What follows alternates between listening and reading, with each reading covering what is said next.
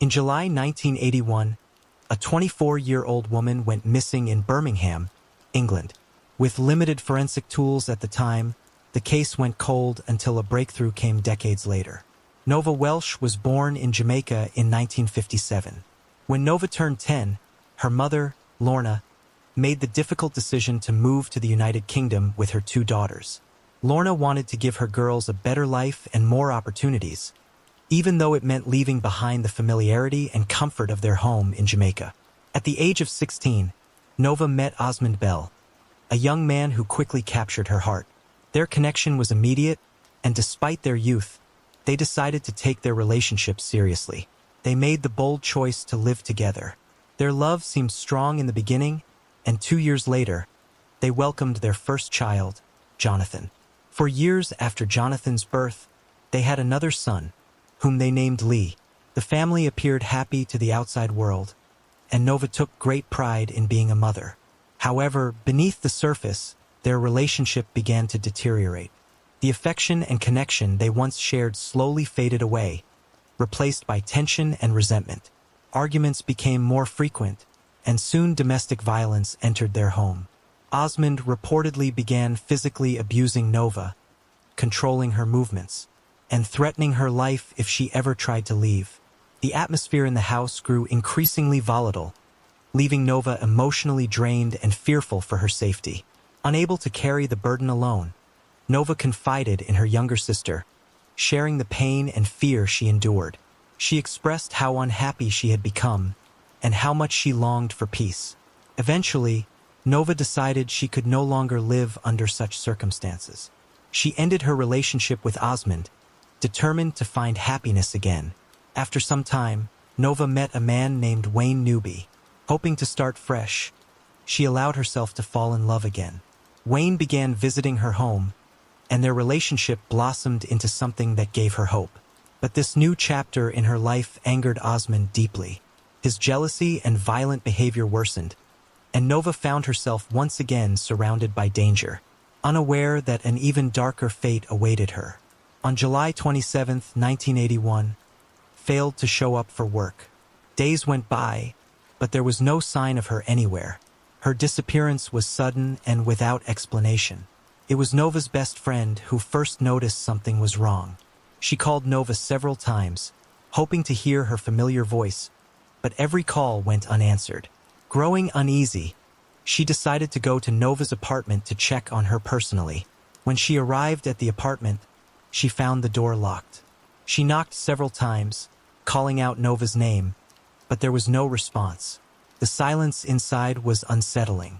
At first, she thought perhaps Nova had traveled abroad without telling anyone, but something did not add up. Hanging on the clothesline outside were freshly washed clothes, an odd detail that made her realize something was terribly wrong. On August 9th, unable to shake her worry, she went to the police station and officially reported Nova missing. 2 weeks after Nova's disappearance, the police began a formal search. They reached out to Osmond Bell, hoping he could provide information about her whereabouts. Osmond claimed that he had not seen Nova in days and suggested that she might have left for America with her new boyfriend, Wayne. Meanwhile, Nova's 2 sons were staying with him, unaware of the tragedy that was unfolding. Then, 3 days after the missing person report was filed, a strange letter surfaced. It was handed to Nova's best friend, who quickly turned it over to the police. The handwriting appeared to belong to a woman, but the identity of the writer was unknown.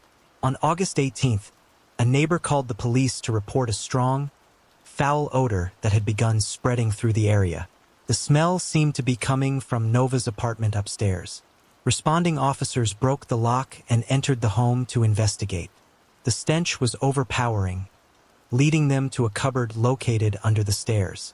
The door to the cupboard was locked, but the lock appeared to have been tampered with. A piece of chewing gum was oddly used to keep it sealed. When the officers finally opened the cupboard, they were met with a horrifying sight. Inside was the decomposing body of a woman wrapped in a blanket. The body was soon identified as belonging to Nova. She was wearing a nightgown, and despite the state of decay, her features were still recognizable. The scene was heartbreaking and disturbing, The police immediately called for an ambulance, and Nova's body was taken for an autopsy. According to the post-mortem report, she had lost her life due to pressure applied to her neck, indicating that she had been strangled. The piece of chewing gum from the cupboard lock was carefully collected as evidence. While the world searched for Nova, she had been lying lifeless inside her own home. Osmond emerged as the prime suspect. He was arrested and held in custody for 4 days, during which he was questioned repeatedly about Nova's demise. Osmond maintained his innocence, insisting he had nothing to do with it. With no solid evidence linking him directly to the case, the police were forced to release him. The investigation continued for some time, but with no new leads or breakthroughs, the case eventually went cold. In 2016, cold case investigators began reviewing older unsolved cases, hoping that advancements in forensic science might finally bring long-awaited answers. Among these cases was the tragic case of Nova, whose end had remained a haunting mystery for more than 3 decades. By this time, genetic testing had advanced significantly since the 1980s, offering new possibilities for uncovering evidence that had once seemed useless.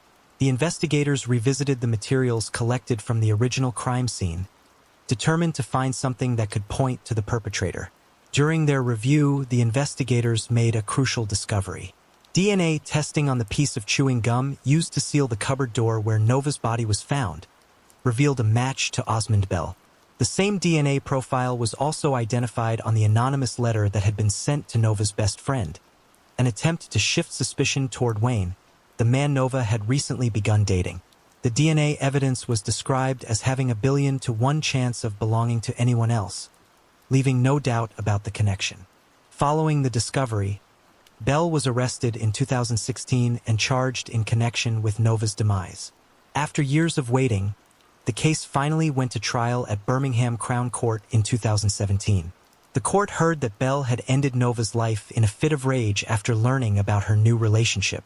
The prosecutors explained that in the aftermath of the crime, he had tried to mislead the investigators by sending a forged letter, pretending to be someone else, and suggesting that Wayne was responsible. The details painted a picture of a jealous and violent man desperate to conceal his guilt. Testimony during the trial revealed that Nova and Bell had continued living together even after their separation, but their relationship had become deeply toxic. Witnesses recounted how Bell had repeatedly threatened to end Nova's life if she ever left him. This threat, once dismissed as an angry outburst, took on a chilling weight as the evidence unfolded. Despite the prosecution's efforts, the jury found Bell guilty of manslaughter, concluding that he had not planned the crime but acted in anger. In March 2017, he was sentenced to 12 years in prison. After 36 long years, justice had finally been served. Nova's mother Lorna expressed a deep sense of relief and sorrow as she gave her statement to the press. She said, "Finally, after 36 long years, Nova can rest in peace. The family can now have closure knowing the person who took Nova's life has been brought to justice. I would sincerely like to thank everyone involved in bringing this case to court." A police officer who had worked on the case also reflected on its significance. He stated, "With the advances in technology assisting our old investigations, we can bring people to justice no matter how long after the offense has happened." In August 1660, a 70-year-old man set out on a short walk in Campden, England, and never returned. With no body and mounting suspicion, the disappearance spiraled into one of the most shocking criminal cases of the 17th century. William Harrison was born around the year 1590. As an adult, William entered into service under Lady Campden, where he worked as a steward and estate manager. This position placed him in charge of overseeing the smooth running of her lands and financial affairs, a role that demanded both precision and honesty. Within the community, William was known as a man of strong moral standing. His work often required him to travel, collect rents, and mediate disputes between tenants, tasks that could easily lead to mistrust or resentment if handled poorly. By the year 1660, William was nearing 70 years old, an age when most would have retired from demanding responsibilities. Nevertheless, he continued to fulfill his role with the same diligence he had shown throughout his life. He lived in Campden with his wife and son, surrounded by the quiet rhythms of village life. On August 16, 1660, William set out on foot to collect rents in the nearby village of Charingworth, a journey of about 2 miles from his home. It was a routine task, one he had undertaken many times before without incident. However, that evening William failed to return home. His wife, increasingly anxious as darkness fell, sent the family servant, John Perry, to look for him along the familiar path. When John did not return by the following morning, William's son Edward joined the search, determined to uncover what had happened to his father. Their search led to a disturbing discovery. Along the route to Charingworth, they found a hat, a shirt, and a neckband belonging to William. The garments were stained with blood, and the hat appeared to have been slashed with a sharp instrument. To those who knew William's habits and cautious nature, it seemed clear that something terrible had occurred. With no sign of his body and only these bloodied remnants, the community feared the worst. Rumors spread quickly through Campden that William's life was ended during his journey. Suspicion soon turned toward John Perry, the servant who had been sent to find his master. Under questioning, John offered a shocking confession. He claimed that he, his mother Joan Perry, and his brother Richard had conspired to rob and slain William. According to his account, they had strangled the elderly steward and dumped his body in a mill pond to conceal their crime. Despite the absence of a body, the confession seemed convincing enough to the local authorities, and all 3 members of the Perry family were arrested and charged. The first trial took place in 1661. During the proceedings, inconsistencies emerged in John's statements, including a false story he had told weeks earlier about being attacked by robbers. His testimony implicated his mother and brother, leading to their conviction for robbery, though no conclusive evidence of slaying was presented. It is believed that Joan and Richard guilty to robbery in hopes of benefiting from the Indemnity and Oblivion Act of 1660, which pardoned certain first-time offenders. Still, questions about the missing body and the truth of John's account lingered. A second trial was convened later that spring, this time charging the Perrys with taking the life of William. By then, John had recanted his earlier confession, claiming that his words were the product of confusion or insanity. Nevertheless, the jury remained unconvinced. Despite the absence of physical proof and John's reversal, all 3 were found guilty and received capital punishment. The verdict was met with both disbelief and grim acceptance among the townspeople. The executions were carried out on Broadway Hill in Gloucestershire. Joan Perry was hanged first, reportedly in an attempt to break any supposed witchcraft spell she might have cast over her sons. Her execution was followed by that of Richard and John, who both maintained their innocence until the end. 2 years after his mysterious disappearance, in 1662, William astonished everyone by returning to England alive. He was older, frail, and marked by the hardships he had endured, yet unmistakably the same William who had vanished on his journey to Charingworth. According to William's own account, he had been kidnapped on the night of his disappearance by 3 horsemen. They had seized him on the road and carried him off against his will, taking him first to the coastal town of Deal. There he claimed he was sold to a ship's captain and transported overseas. His story grew even more extraordinary as he described being sold into slavery in the Ottoman Empire. Forced into servitude, he lived under harsh conditions until the demise of his master provided him with a chance to escape. After his escape, William said he made his way to a seaport, where he managed to stow away on a Portuguese vessel. The ship carried him to Lisbon, where he found temporary refuge before finally securing passage back to England. His return journey was long and dangerous, and it was only after many months that he was able to reach his homeland once more. When he arrived, he was welcomed by astonished neighbors and a deeply shaken family who had mourned him. The revelation that William was alive cast a grim light on the events that had followed his disappearance. The executions of Joan, John, and Richard Perry appeared to be an appalling miscarriage of justice. They had been tried, convicted, and hanged for a crime that had never occurred, their ends resting entirely on John's false confession. The case became one of the most disturbing examples of wrongful conviction in English legal history, raising troubling questions about the reliability of confessions made under pressure. In May 1987, in Hopkins, South Carolina, two hunters stumbled upon a horrifying scene of human remains.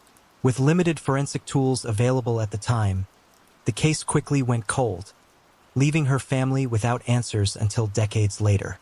Patricia Ann Green was born in 1953.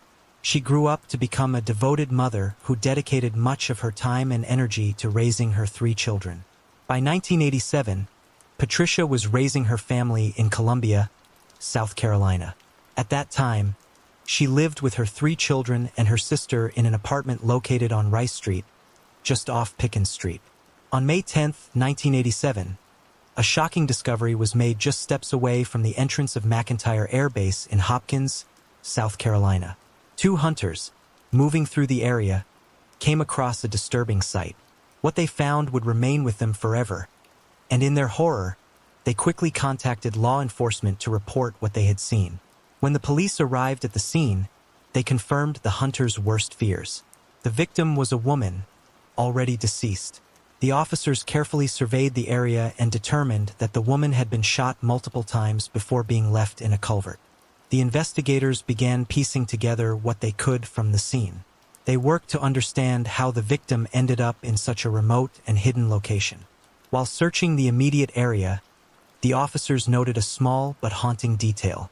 The woman's shoes were not on her feet. Instead, her untied shoes were found lying nearby on the bank of the ditch, separated from her body. One of the first challenges the authorities were facing was identifying the victim. No identification was recovered at the scene. With no personal belongings or immediate clues at the crime scene, the investigators decided to circulate details of the case locally in the hope that someone might recognize her. Eventually, family members came forward and confirmed the victim was Patricia Ann Green. Years passed without justice, but in the 2000s and 2010s, a new effort emerged. Richland County Sheriff Leon Lott established a cold case squad dedicated to revisiting unsolved cases. This specialized team began reviewing old cases with fresh eyes, determined to apply modern technology to evidence that had once yielded no results. Patricia's case was among those re-examined. The detectives returned to the evidence collected from the crime scene decades earlier. With advances in technology, samples were retested.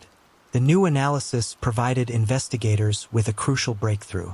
The DNA results pointed directly to Philip Johnson, a man already serving multiple life sentences in Sumter County. Johnson had been arrested in 1988 and was known for a string of violent crimes. In March 2017, when the investigators confronted him, he offered details about the crime that only the perpetrator could have known. According to his own account, Johnson admitted that Patricia's slaying was part of a spree. He told the investigators there was no specific motive, describing her as simply somebody that he shot and slain. The authorities believe that he ended two women's lives in Sumter County before he ended Patricia's life, and then went on to take the lives of two more women afterward. Johnson remains incarcerated at Kirkland Correctional Institution in Columbia, South Carolina. Reflecting on the case, law enforcement emphasized the importance of persistence. The authorities stated that this case serves as a reminder to victims' families that they are never forgotten. Cold case investigators pledged that no matter how much time passes, they will continue to review old files with the latest technology available. For Patricia's family, the wait for answers stretched nearly 30 years, but with the confession and DNA confirmation, they finally received the truth about what happened to her. In July 2011, a 16-year-old girl left her home in La Paz, Mendoza province in Argentina, but she never returned. What began as a missing person report quickly unraveled into a web of contradictions, silence, and overlooked evidence. Aldana Celeste Orozco Maturano was born in 1997 in La Paz. She grew up in modest circumstances, raised mainly by her mother and stepfather. By 2011, Aldana was in her second year of high school and had begun to develop her own opinions and dreams. Like many teenagers, she was curious about the world beyond her small town. She expressed a desire for independence and talked about finding a way to build a better future for herself and her family. Her teachers saw her as a thoughtful student who worked hard and rarely got into trouble. On July 8, Aldana was last seen leaving her home, reportedly to visit a friend. It was a normal afternoon and nothing seemed out of the ordinary. However, Aldana never returned home. As hours turned into days, her family grew increasingly anxious, and what began as mild concern soon turned into panic. When all attempts to locate her failed, they decided to file a missing person report with the local authorities. The initial investigation offered little clarity. The statements given to the police were inconsistent and confusing. Aldana's stepfather told the officers that she had been acting rebellious and suggested that she might have left voluntarily. His account implied that she had run away in search of freedom or independence. But this explanation did not align with what others knew about her. Aldana's friends and classmates rejected the runaway theory. They insisted that she had no boyfriend, no savings, and no plans to leave home. She had shown no signs of distress and had even made plans for school activities later that week. To them, it was unthinkable that she would vanish without telling anyone. These contradictions deepened the mystery surrounding her disappearance, but the investigators appeared reluctant to dig deeper. Within weeks, the case lost momentum. The police treated Aldana's disappearance as a runaway incident rather than a possible kidnapping, which limited the resources and urgency devoted to finding her. No search teams were organized and no public alerts were issued. For the family, this lack of action was devastating, as every passing day made hope feel more distant. In the months that followed, the neighbors began recalling troubling details from before Aldana went missing. Several reported hearing loud arguments and shouting coming from her home in the weeks leading up to her disappearance. Some witnesses also claimed that they had seen unknown men visiting the house at odd hours, raising suspicions about possible connections to trafficking or criminal activity. Despite these disturbing accounts, the authorities failed to follow up on key leads. Testimonies were overlooked, and evidence was never properly examined. As a result, Aldana's case gradually faded from public attention. What began as a missing person investigation soon turned into a cold case, leaving behind unanswered questions.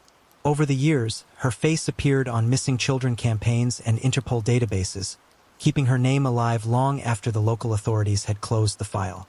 Activists and independent organizations often cited her case as a symbol of the failures in Argentina's handling of missing person investigations, especially those involving minors from low-income families.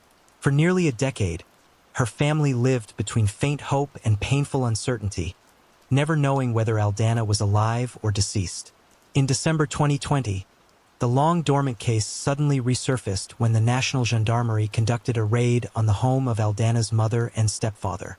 The operation led to both being arrested and detained on suspicion of involvement in human trafficking. The investigators alleged that Aldana's disappearance might have been connected to a broader criminal network that operated by recruiting or coercing minors through family members.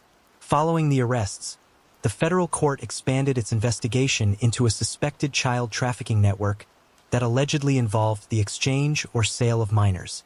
The authorities began uncovering evidence suggesting that vulnerable families had been targeted by traffickers who promised money, favors, or opportunities in return for handing over children. These revelations painted a grim picture of systemic exploitation that had remained hidden in plain sight for years. Then, in 2021, nearly 10 years after she first vanished, Aldana was found alive in Buenos Aires during a police operation against a human trafficking ring.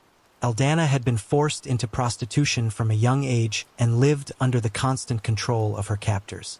Her years in captivity were marked by abuse, coercion, and the loss of freedom she had once dreamed of gaining. Her recovery brought renewed national attention and forced Argentina to confront deep-rooted issues within its justice system. Journalists, activists, and citizens began questioning how such a case could have gone unnoticed for so long, and why early warnings had been dismissed. The public outcry demanded accountability for the neglect and corruption that had allowed Aldana's suffering to continue unchecked. In June 1995, a violent crash in Emporia claimed the lives of two young men. One was identified quickly, but the passenger was a complete mystery for decades. On June 26, 1995, 21-year-old Michael Hager gave another young man a lift after a Grateful Deceased concert. That day, The two young men shared the road as they traveled through Virginia. At approximately 1:30 p.m., tragedy struck when the vehicle they were in crashed into a pair of trees in Emporia, Virginia. The collision was devastating and claimed both of their lives. They were not wearing seatbelts. The authorities quickly identified the driver as Michael, but the passenger posed a far greater challenge. He carried no identification and no one at the scene knew who he was. Without a name, the passenger became known only by a nickname created from the circumstances of his demise, Grateful Doe. In the days and years that followed, his case became one of the most widely discussed examples of an unknown accident victim. Several belongings found with him were preserved as potential clues. Among them were 2 ticket stubs from the concerts held at RFK Stadium in Washington, D.C. on June 24 and June 25, 1995. Another significant discovery was a handwritten note. It was addressed to Jason and signed by 2 individuals identified as Caroline O. and Caroline T. The note included a phone number with a 914 area code, but the full contact details were incomplete. Despite efforts to trace it, the investigators were unable to link the number to anyone connected to the case, and the identities of the 2 Carolines remain unknown. In addition to the note and concert stubs, the investigators documented several personal details that stood out. He had a homemade star tattoo inked onto his left arm, a beaded necklace, and other distinctive possessions that reflected his lifestyle. Unfortunately, despite the detectives' best efforts, the case went cold. In January 2015, after 2 decades, the story of Grateful Doe took an unexpected turn from across the globe. A Reddit user in Queensland stumbled upon the case while researching unsolved mysteries. Fascinated by the details, the user began gathering more information and later shared it on Imgur.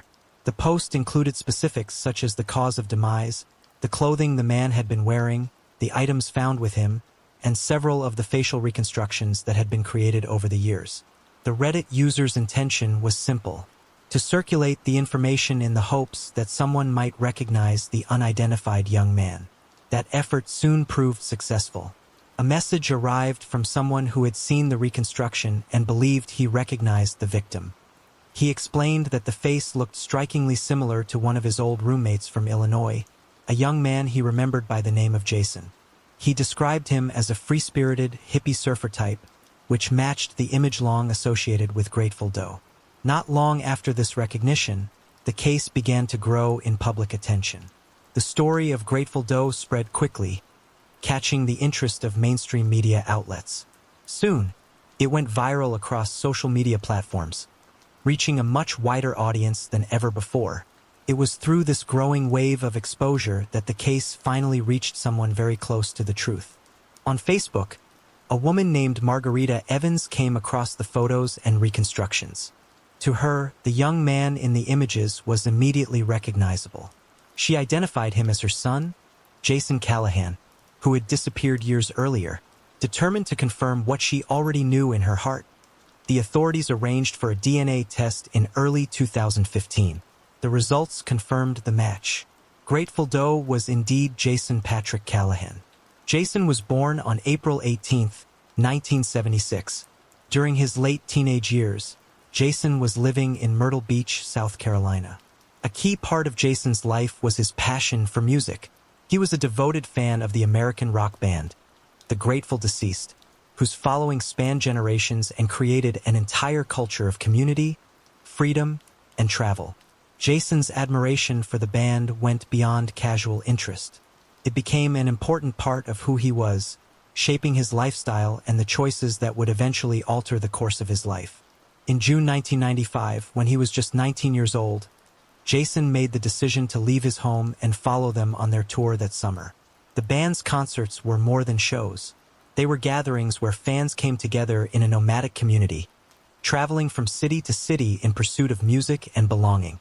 Yet, what Jason could not have known was that this decision, taken with excitement and hope, would place him on a path toward danger. The investigators reflected on the case and explained why Jason had gone so long without being identified. A detective noted that Jason's mother had attempted to report him missing, but because of the nomadic lifestyle associated with the community, she was unsure of which jurisdiction should handle the report. As the years passed without word from him, Jason's family came to believe that he had simply chosen to live his life elsewhere. When the truth finally emerged, it was met with mixed emotions. While the identification brought long-awaited closure, the detective admitted to a lingering sadness. He expressed that Jason's case might have been resolved much sooner if the proper missing person report had been filed and directed correctly. At the same time, he acknowledged the power of social media in finally solving the mystery. After 2 decades, Jason Callahan had his name restored, and while the story carried a melancholy weight, the most important fact remained. Grateful Doe was no longer unknown. In October 1983, the body of a 23-year-old man was discovered in Spalding County, Georgia, mutilated with an X carved into his stomach.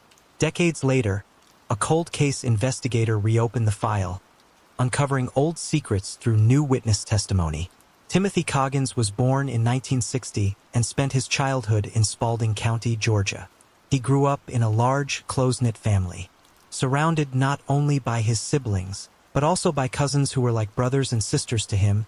He was one of 8 children in the household with 3 brothers and 4 sisters. Timothy was raised by his mother Viola Dorsey, and his stepfather Robert Dorsey. Music and dancing were among Timothy's greatest joys. He was known for enjoying life, often finding expression through rhythm and movement. For work, Timothy often joined his stepfather in practical trades.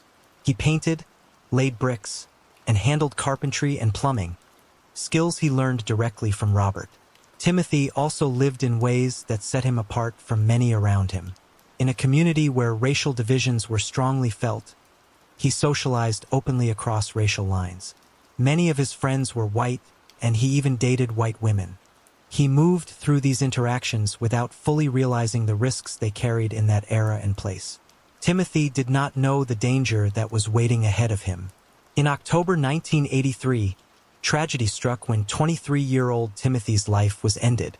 His body was discovered in a condition that spoke to the violence he endured. He had been stabbed more than 30 times, and the investigators noted a deliberate mutilation. An X had been carved into his stomach, a mark resembling the emblem of the Confederate flag. The brutality of the wounds revealed the deep hatred behind the attack. Further details of the crime painted an even more disturbing picture. Evidence showed that Timothy had been dragged behind a truck before his body was abandoned. His remains were left beneath a large oak tree, a tree that carried its own dark history in the area and was locally known as the Hanging Tree. This location added a chilling weight to the crime. Law enforcement would later conclude that the crime was racially motivated. In the social climate of the time, Timothy's openness in crossing racial boundaries became a dangerous point of contention. His associations, particularly his willingness to date white women, drew the anger of those who sought to enforce segregation through fear and violence. The investigators determined that one of the triggers for the attack was his relationship with a white woman. In the eyes of the suspects, his social choices were considered unacceptable. This, coupled with his broader friendships across racial lines, marked him as a target.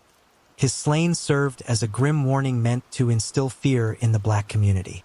Despite the savagery of the crime and the clues surrounding it, the case would remain unresolved for decades. In December 2016, more than 3 decades after Timothy's life was taken, the Georgia Bureau of Investigation and the Spalding County Sheriff's Office decided to reopen the case. A cold case investigator revisited the long-dormant file, looking more closely at the evidence and stories that had circulated for years. As the investigation progressed, the authorities began to gather fresh witness testimony. Individuals came forward with statements that shed new light on what had happened that October night. Some recalled hearing suspects brag about their involvement, openly admitting to the stabbing. Accounts described the number of stab wounds as being between 28 and 32, closely aligning with the brutality that had been recorded at the crime scene. Witnesses also recalled details about Timothy being dragged behind a truck and about the motivation behind the attack. Consistently, testimony pointed toward the same cause: Timothy's relationships and socializing across racial lines. These statements gave investigators the evidence they needed to move forward. The reinvestigation eventually led to a wave of arrests. 5 individuals were taken into custody: Lamar Bunn, Sandra Bunn, Gregory Huffman, Frankie Gebhardt, and Bill Moore. Among them, Gebhardt and Moore were directly accused of carrying out the crime itself. The others were charged with offenses related to interfering with the investigation. For the first time, accountability seemed possible. The prosecutors argued that Gebhardt and Moore's anger over Timothy's relationship with Gebhardt's girlfriend was the driving force behind everything.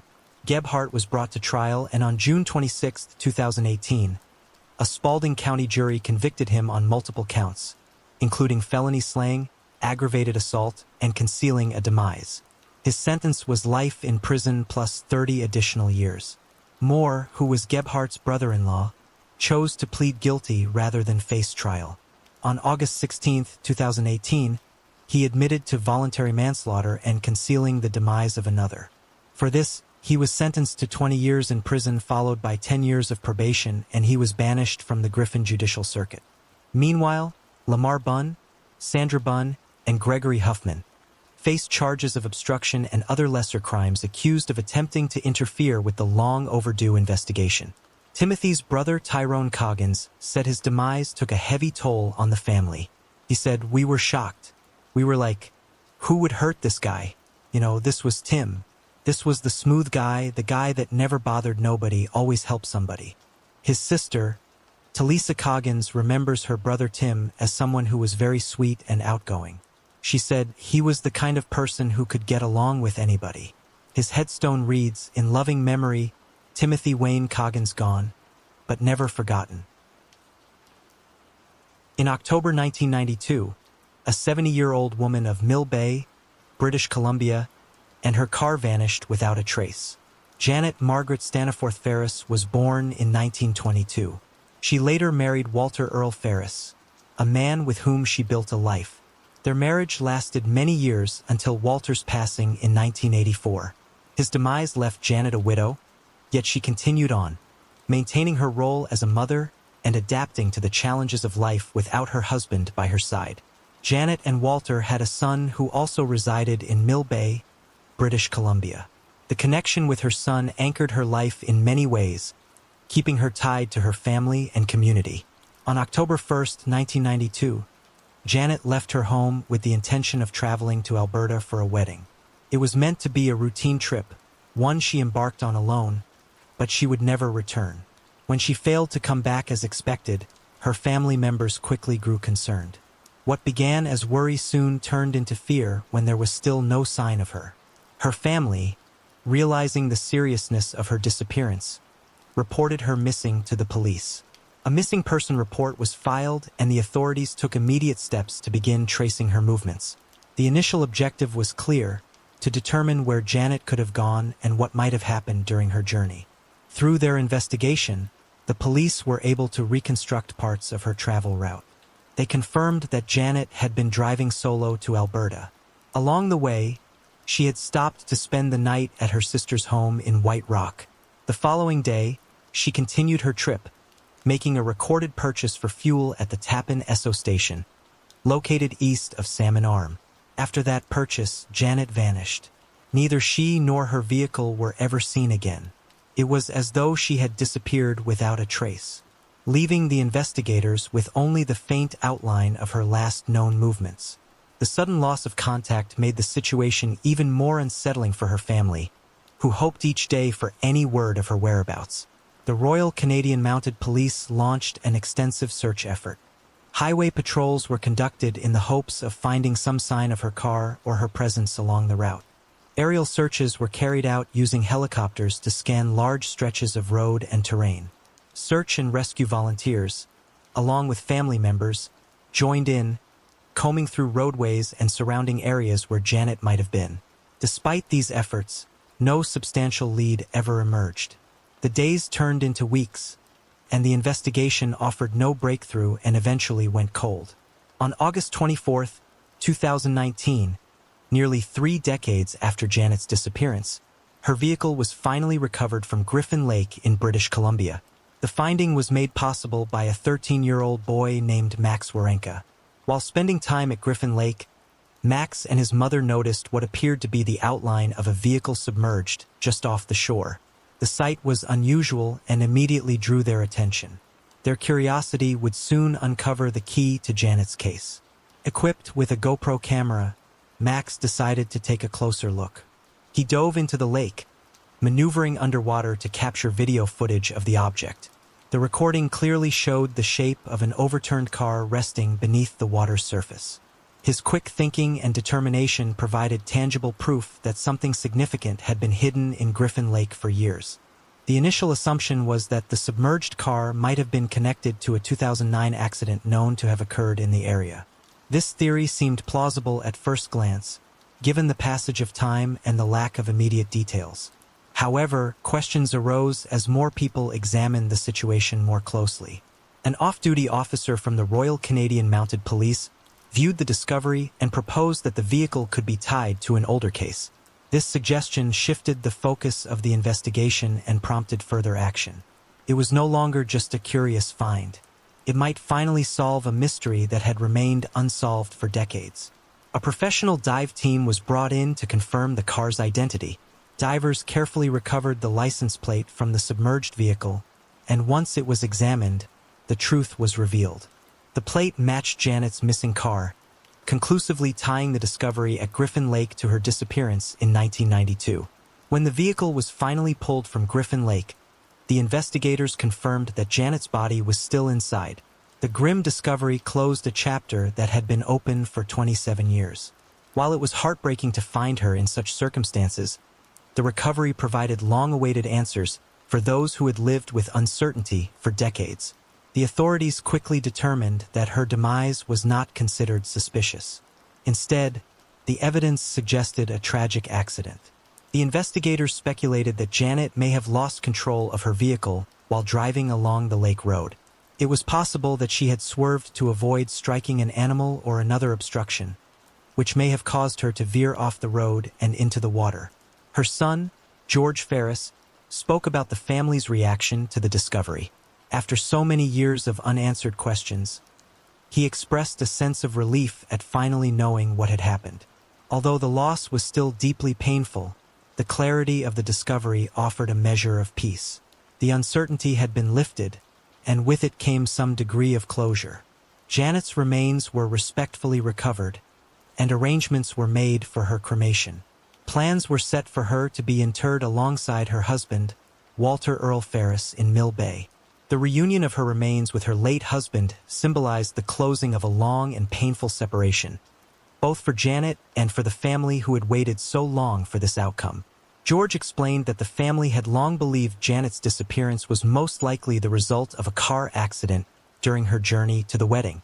Theories within the family included the possibility of a medical emergency, the chance she may have fallen asleep behind the wheel, or the likelihood she had swerved to avoid an animal or sudden obstacle.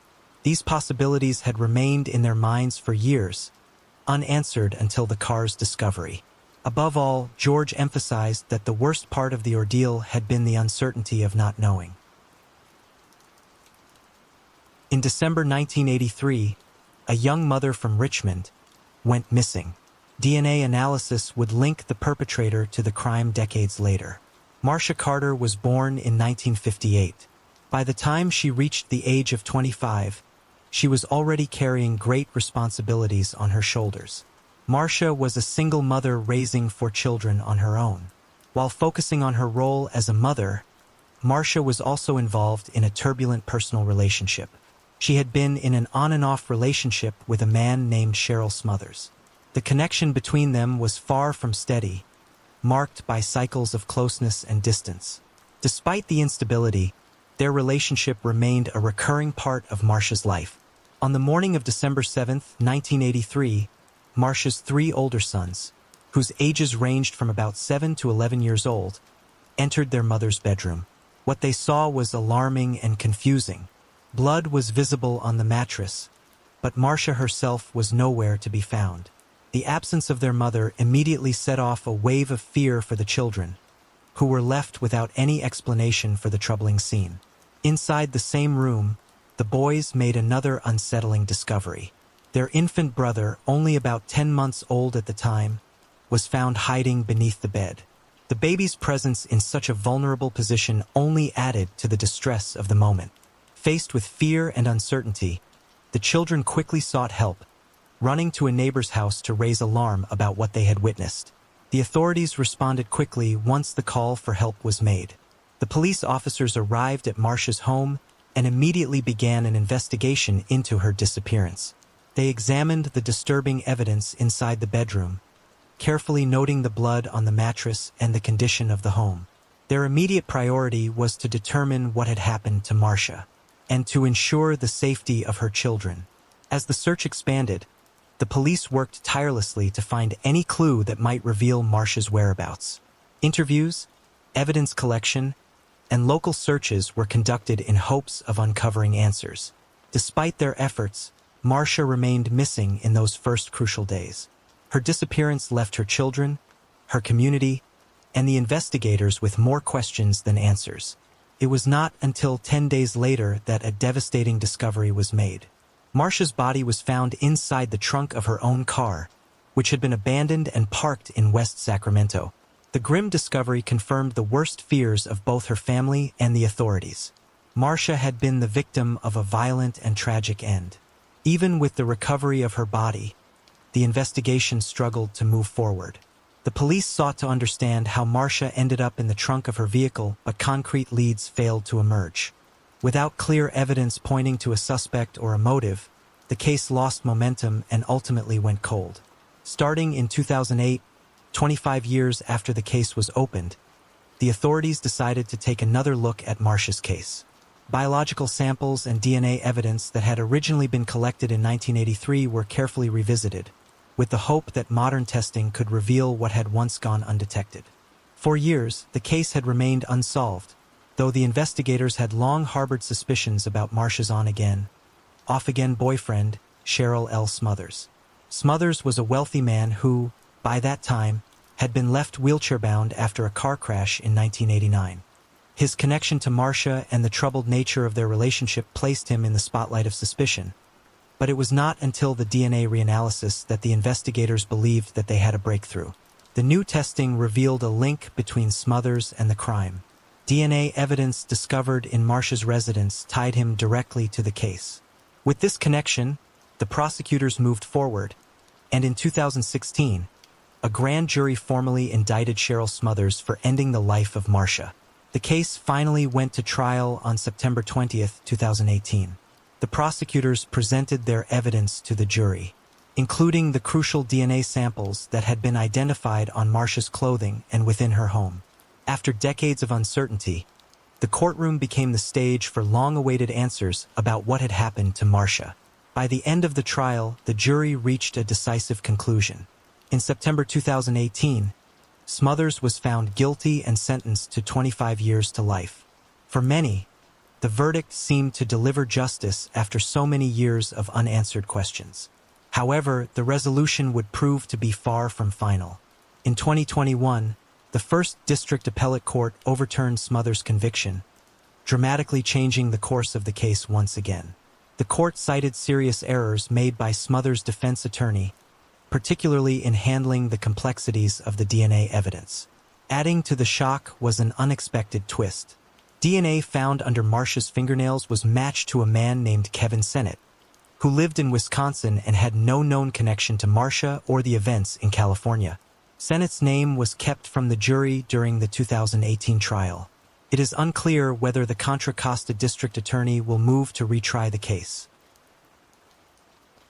Kim Everett Kirk was born January 12, 1970, and was one of 3 daughters.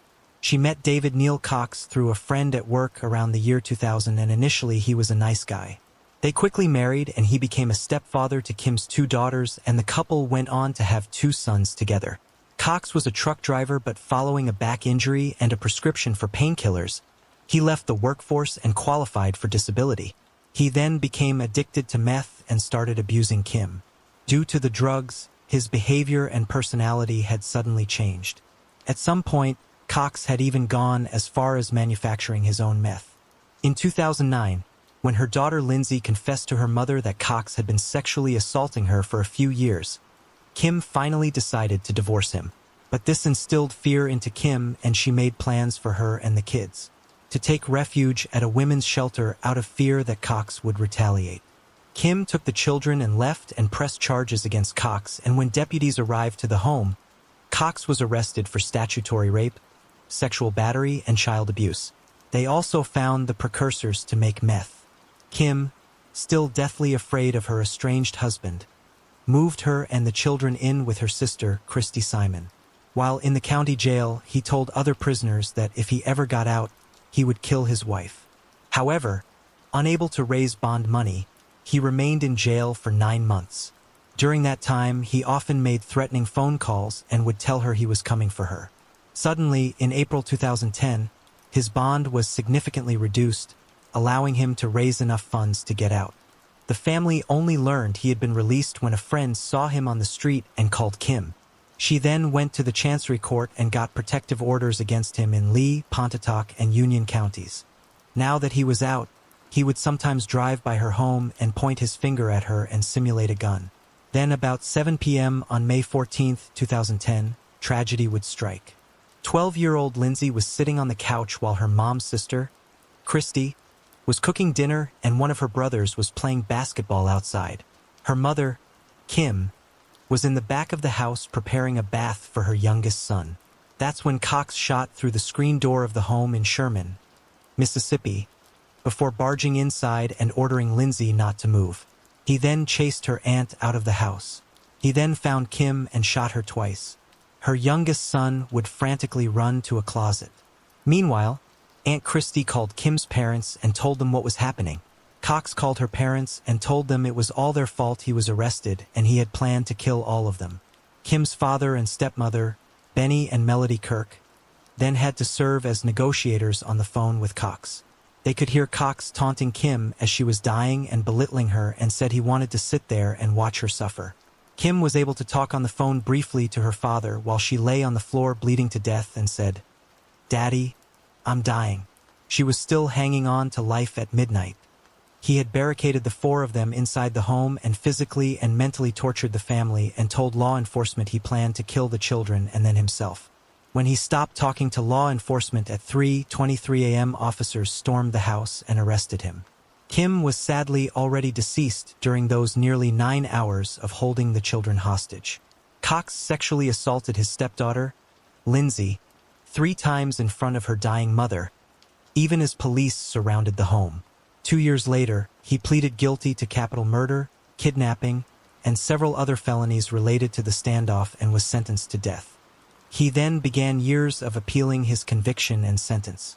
He then made plans to waive his appeals and proceed with the execution, which infuriated Lindsay as she wanted him to sit in prison and reflect on what he did to her and her family.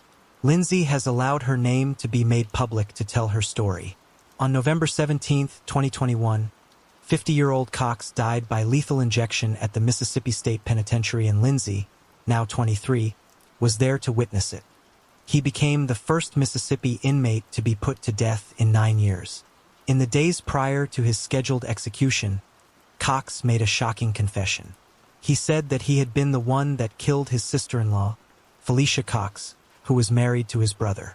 On November 19th, 2 days after his execution, his attorneys hand-delivered a letter in which Cox confessed to the murder and gave details of where her body is located. Felicia had been missing since July 2, 2007, after making a visit to Kim and David Cox's home. Her remains were found where he said they'd be in Pontotoc County on his family's former property.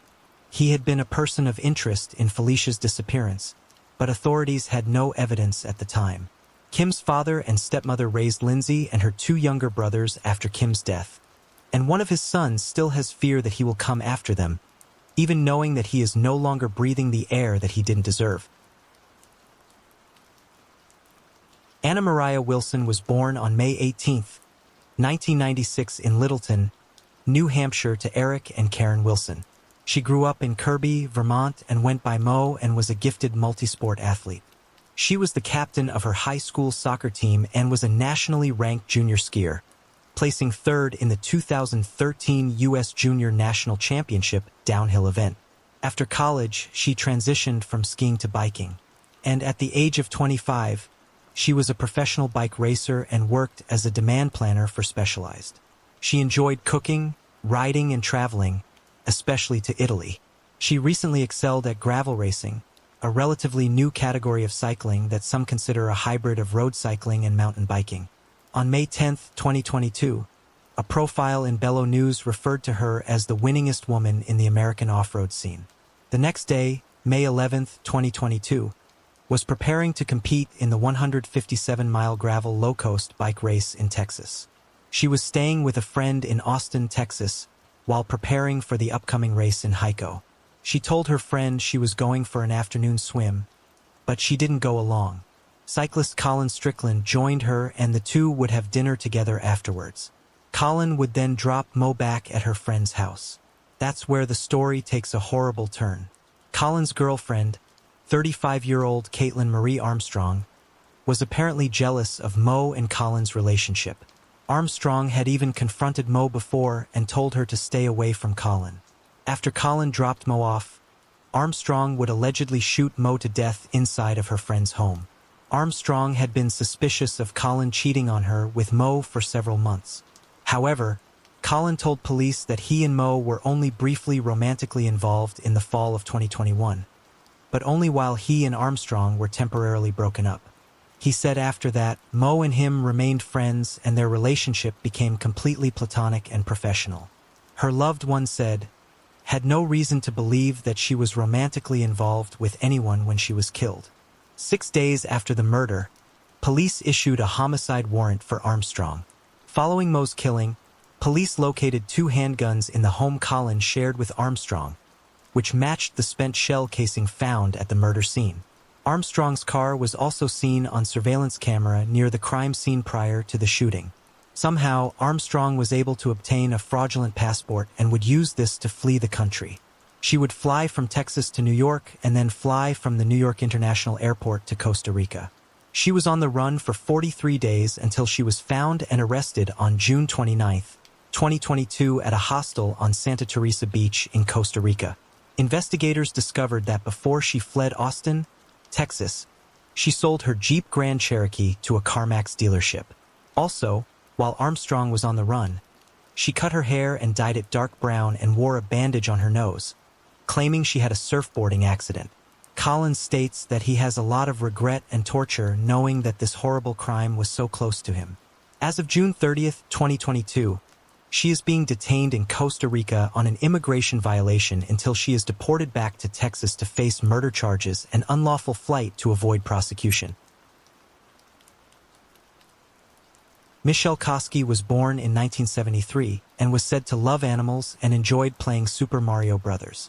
At the age of 17, she was still in high school and living in Seattle, Lake Washington in the 13,300 block of 30th Avenue Northeast, with her 28-year-old boyfriend. She had plans to attend college the next fall and was working at Taco Bell. On August 18, 1990, she called her mother Violet Simonson and agreed to come back home and stay at her and her stepfather's house to take care of the dog while her mother and stepfather went on a trip out of town. Before going to her parents' house, she visited an apartment earlier in the day in the 6200 block of 14th Avenue, Northwest Seattle, and then was given a ride back to her apartment.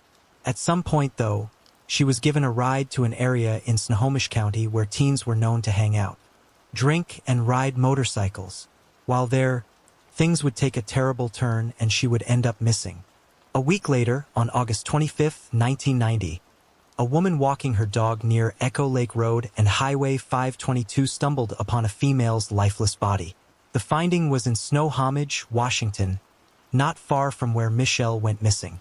It was determined that the body belonged to Michelle and she had tragically been sexually assaulted and murdered. Investigators said that whoever committed the crime used pieces of concrete from a nearby pile to finish her off. Her live-in boyfriend was initially a person of interest but would ultimately be ruled out as a suspect. Around the time Michelle's body was found, the Green River Killer had been terrorizing the Seattle area for about a decade, and Seattle investigators considered a serial killer to be a possibility. But sadly, with no concrete evidence pointing at anyone, the case would go cold for the next 3 decades. In 2005, a cold case team reopened her case, and over the next 10 years, they would comb through several possible suspects, but they were all ruled out by DNA comparison. In 2012, The detective on the case stated that what likely happened was the person probably intended to have sex with her, but she didn't want to, and when she tried to flee, he ran her down and strangled her. In 2021, Parban Nanolabs would take the DNA sample, but their process would be extended because they had to deconvolute the DNA sample because it contained the DNA from both the suspect and victim, which makes it a tedious and challenging process. Then, genetic genealogist Deb Stone spent about 9 more months building a family tree and entering her findings into public genealogy websites, including Family Tree DNA and GEDmatch. From her home in Oregon, she then found 2 likely suspects, which were 2 brothers, and these names were provided to the Snohomish County Sheriff's Office to finish the investigation to determine which one was the likely killer. State and county crime labs compared the crime scene samples to one of the brothers, revealing they were the same person and the DNA was a match. 32 years after her murder, on June 30, 2022, the Sheriff's Office announced they had identified the killer as Robert Anthony Brooks. Authorities say Brooks was 23 at the time and had been released from prison 4 months before the murder and was living with a relative only a few blocks from Michelle. Authorities did not say for what he was previously convicted of, but it was reportedly a juvenile conviction. During his life, he was never on detectives' radar in her case, and it's unclear how and when she crossed paths with Brooks. But this waste of space wouldn't face justice for Michelle's senseless murder because he died of natural causes at the age of 48 in King County, Washington in 2016. Michelle's mother told TV news crews she was grateful there would be no trial and said other families waiting for answers should take this case to heart and wait for the technology as it's getting better every day, and pretty soon none of those bad guys will be able to hide. In August 2019, employees of McKnight Tire in Columbia, Missouri found a small backpack hidden inside of a tire along the tree line at the edge of the store's parking lot. Upon checking it, they made a gruesome discovery. In the backpack was the decomposing remains of a full-term female infant, which was mostly bones. Due to the state of decomposition, the initial autopsy was unable to determine the cause of death or how long the child may have been there. The Columbia Police Department investigated many leads over the next few years, but were unable to determine what happened to the infant and who her parents were. In September of 2020, Columbia Police Department partnered with Othram to use advanced DNA testing to develop new leads that might help identify the infant. A DNA Solves crowdfund was established to cover the cost of testing for the case. Othram was able to build a comprehensive genealogical profile for the infant.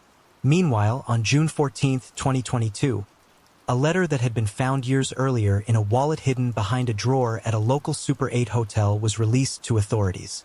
When it was first discovered in 2019, the hotel employee didn't know the significance of the disturbing letter.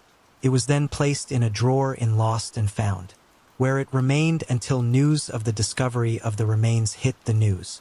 It appeared to have been written by the mother of the infant and was intended for the police department. By calling the police and alerting them to the letter, the hotel employee really helped the case despite holding on to it for years. A genetic genealogist built a family tree based on the DNA and was able to give law enforcement a possible identification of the baby and her parents. On June 28, 2022, the Columbia Police Department announced that the baby had been identified as Simone J. Daniels. She was 4 to 5 months old when she died at the nearby hotel, and her remains had been inside the tire since 2017. Her parents were arrested the same day as the press conference released the baby's identity. The letter left at the hotel was the key to solving the mystery. 30-year-old Stefan Fountain of St. Joseph was charged with first-degree murder and abandonment of a corpse, and 28-year-old Lavisha Daniels of St. Louis was charged with abandonment of a corpse and first-degree endangering the welfare of a child. The letter allegedly written by Daniels states that she had completed her shift at People Ready, where she had been working on construction projects. She claims that after coming home, Fountain fed the baby before going to bed, and when Daniels woke up, she discovered her daughter in an odd posture with a towel around her neck and blood in her mouth. She claimed they both attempted CPR before she panicked and ran away while Fountain placed the baby in a backpack and left it at McKnight Tire. According to records, state identity cards were also discovered within the wallet that was left at the hotel. As a last note, Simone wasn't their only child. They actually have several other children together. On December 8, 1993, Valerie Brock found the lifeless body of a baby boy in her backyard in a rural area of Hugo, Oklahoma, and called authorities. The medical examiner would determine that the baby was born alive and then murdered. Now a homicide case, Choctaw County Sheriff's Office brought in OSBI agents to help. Agents conducted numerous interviews in the aftermath of the baby's death, including interviewing 25-year-old Myonia Michelle Allen, who was working for Brock and dating Brock's son. Despite the investigation, no suspects in the homicide were identified. The case went cold, but investigators retained samples of the boy's DNA for future use, and he became known as Baby Boy Hugo. Baby Boy Hugo's case captured the hearts of many in rural Oklahoma, with locals raising money to give him a proper burial. He was buried in January 1994 in Babyland, a section of Mount Olivet Cemetery reserved for infants who'd passed away. Fast forward to October 2020 when an OSBI agent teamed up with the Cold Case Unit and criminologist at the OSBI Forensic Science Center. They submitted DNA evidence to Parbon Nanolabs for testing, and by April 2021, they had results. Upon reviewing the results, the OSBI team pursued their leads right back to Myonia Michelle Allen. On June 15, 2022, an OSBI agent met with Allen at the Durant Police Department, and she agreed to submit DNA samples to determine if she was Baby Doe's biological mother. However, they wouldn't need the DNA results because about 20 minutes into the interview, she admitted the baby was hers and admitted to killing him after he was born and burying him in the backyard. At the time of Baby Doe's death, Allen worked at a daycare center and Valerie Brock was her boss, the woman that discovered the baby in her backyard and mother of Allen's boyfriend at the time. She allegedly said that she did not tell anyone about her pregnancy, the delivery, or the baby's alleged murder. The court document states that on December 7, 1993, Allen said she had spent the night at Brock's home along with her boyfriend, his son, and her daughter. During the early morning hours of December 8th, she had a physical altercation which caused her to go into labor unexpectedly at Brock's home and gave birth in a barn on the property. She said she carried the newborn to the house after his birth and laid him on a couch inside. She retrieved a weapon from the house and carried him behind the well house. Later that morning, Brock noticed what she thought was a doll in her backyard, but when she walked outside to retrieve the toy, she realized it was a newborn baby. Investigators had originally learned that Allen had spent the night at Brock's home, so they interviewed her on December 17th, 9 days after the homicide. She told detectives she had never seen a pregnant woman at the house. She initially claimed the baby had been stillborn, but a few days later in a follow-up interview, Allen was shown the baby's autopsy report, proving that this was not true. At that point, Allen allegedly confessed to ending his life with a knife. She said she had intended to have Baby Doe at the hospital and put it up for adoption after his birth. Allen was booked into the Choctaw County Detention Center and is being held without bond, and Baby Doe can now be properly laid to rest and his killer will now be held accountable. Susan Marie Nagersmith was born December 30th, 1969 to parents Marilyn and Kent Nagersmith of Carmel, New York. A cheerleader and competitive skier, she was known for her friendly and outgoing personality and as someone with lots of friends who enjoyed having fun. In 1990, at the age of 20, she had just finished her sophomore year at Westchester Community College, where she was majoring in marketing and made plans to go with 5 close friends to celebrate Memorial Day weekend in the shore town of Wildwood, New Jersey. The girls arrived in Wildwood around 1:30 a.m. on Saturday and rented a room at the Sonata Motel. They had some alcohol and marijuana, and Susan decided to leave the room about 9 p.m. and venture out by herself to see if anything exciting was going on in the area. Since Susan was only 20, she couldn't legally drink at any of the bars that line the streets of Wildwood. Those streets were filled with thousands of young adults who had come to the shore for the holiday weekend, and there were dozens of house parties in the area as well. With many of them spilling over into the streets, it didn't take long for Susan to find one that looked inviting, and she began partying with strangers. At some point during the evening, Susan ended up at a party at the JoJo Apartments on Maple Avenue, about 5 blocks away from the motel where she was staying. By the time she got there, she had already consumed a lot of alcohol and was clearly intoxicated. She was seen throwing up at least once, and witnesses recalled that she was having trouble standing. She was offered a ride back to her motel by at least one person who was concerned about her, but she declined. The next morning, May 27, 1990, her partially clothed body was found near dumpsters behind Schellingers, a restaurant located just 2 blocks from one of the busiest sections of the boardwalk where she was seen hours earlier. There was a bloody handprint on her chest and blood on her t-shirt, which along with her bra was pushed up around her neck.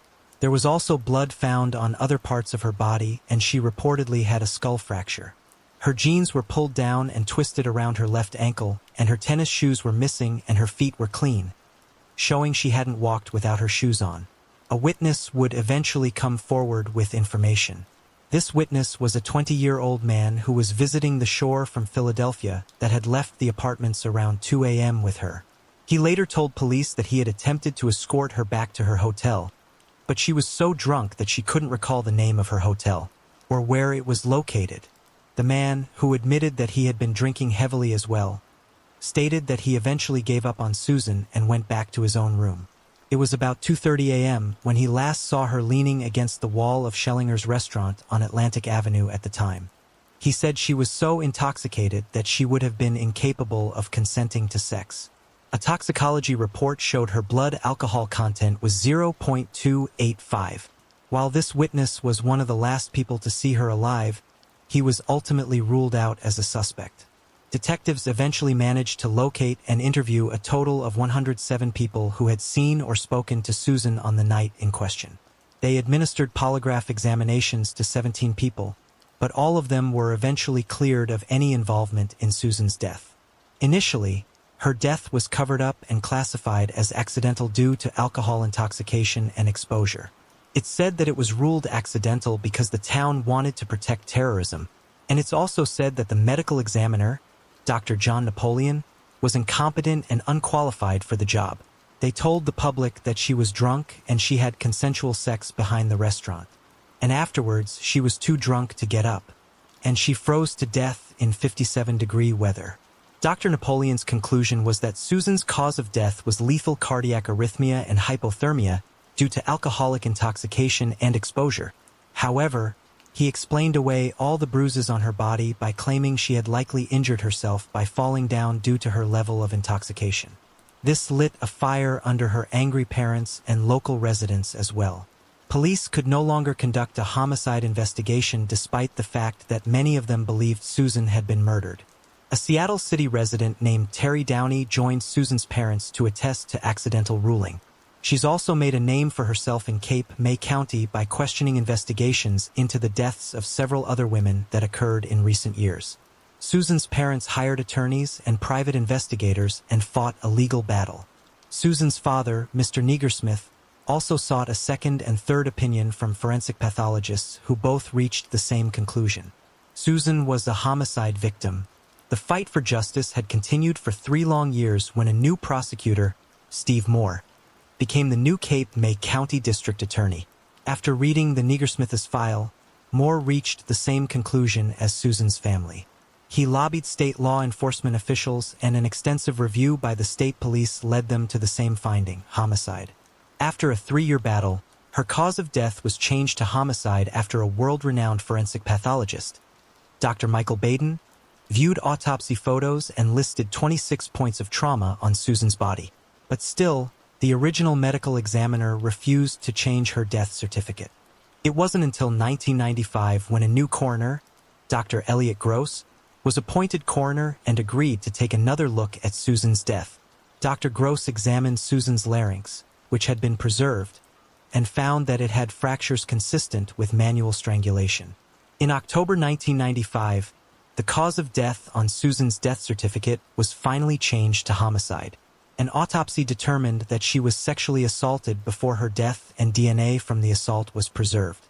A profile was later created from the DNA, and in 2018, the Major Crimes Unit started a genetic genealogy analysis of the unknown DNA profile. Using genetic genealogy, genealogists and investigators were able to narrow it down to 62-year-old Jerry Rosado. Rosado then provided a buccal swab on May 26, 2021, exactly 31 years after the attack, to officially verify the match. He was later arrested 32 years after the murder, but has only been charged with second-degree crime of sexual assault. No murder charges have been filed in the case, but authorities say further charges could be made should additional information become available. He now faces 5 to 10 years if convicted of the sexual assault. 22-year-old Christine McWhorter and her aunt 31-year-old Beatrice Daniels were originally from the Philadelphia area of Pennsylvania and moved to Mount Union, Pennsylvania to get away from the city violence. The women lived in the Chestnut Terrace housing complex with Christine's 4-month-old daughter and 4-year-old son in Mount Union. Neighbors would report that on January 3, 2009, they heard yelling and commotion in the early morning hours. Later that same morning, Christine's 4-year-old son was able to finally get a neighbor's attention. That's when it was discovered that both women were found lying in their bed, shot to death. It's unknown how long the children were left alone with the bodies, but it's believed the murders occurred sometime between 9 p.m. on January 2nd and noon on January 3rd, which is when the 4-year-old got the attention of a neighbor. Droplets of blood were taken into evidence from the scene, and the initial DNA report concluded that the blood collected from the stairs and interior doors of the apartment were all deposited by an unidentified male. 7 years later, on March 14, 2016, Trooper David Clemens submitted DNA samples to DNA Solutions, which in turn prepared and forwarded the samples to Parabon Nanolabs. Parabon performed phenotyping on a blood sample which narrowed the suspect down to a medium to light-skinned African-American male with green or hazel eyes and little to no freckles. On July 12, 2018, Parabon conducted a genetic genealogy analysis of the DNA recovered from the murder scene. 3 months later, they provided a report on the genetic genealogy of the DNA and identified Mariko Tyrone Johnson as a potential match. Johnson was interviewed over a year later at his home in Newport News, Virginia. He told investigators that he knew Christine through his then-girlfriend, Cynthia Swan, whom he dated from 2001 until 2012. The women were close friends, but Johnson denied having ever entered Christine's apartment. He provided his DNA to detectives, which was sent off to the state police lab in December 2019. The lab reported Johnson's DNA matched the blood evidence found on the stairs and interior doors of the crime scene. Investigators then compared Johnson's time card to the estimated time of the double murder. The complaint says that on January 22, 2020, state police received time cards from Johnson's then-employer, the New York Department of Corrections, which confirmed he was off of work on January 2, 2009, and started his January 3rd shift at 7 a.m. Police estimate the time it takes to travel the 294 miles between Mount Union and Johnson's thin workplace is 4 hours and 43 minutes. Police checked to see if Johnson had access to a .25 caliber firearm, the type used to kill Christine and Beatrice. His half-brother told troopers that he thought his late father owned a .25 caliber handgun and that Johnson inherited their father's belongings when he passed away in 1998. Johnson was then arrested on May 24, 2022 and charged with 2 counts of criminal homicide 13 years after the double murder.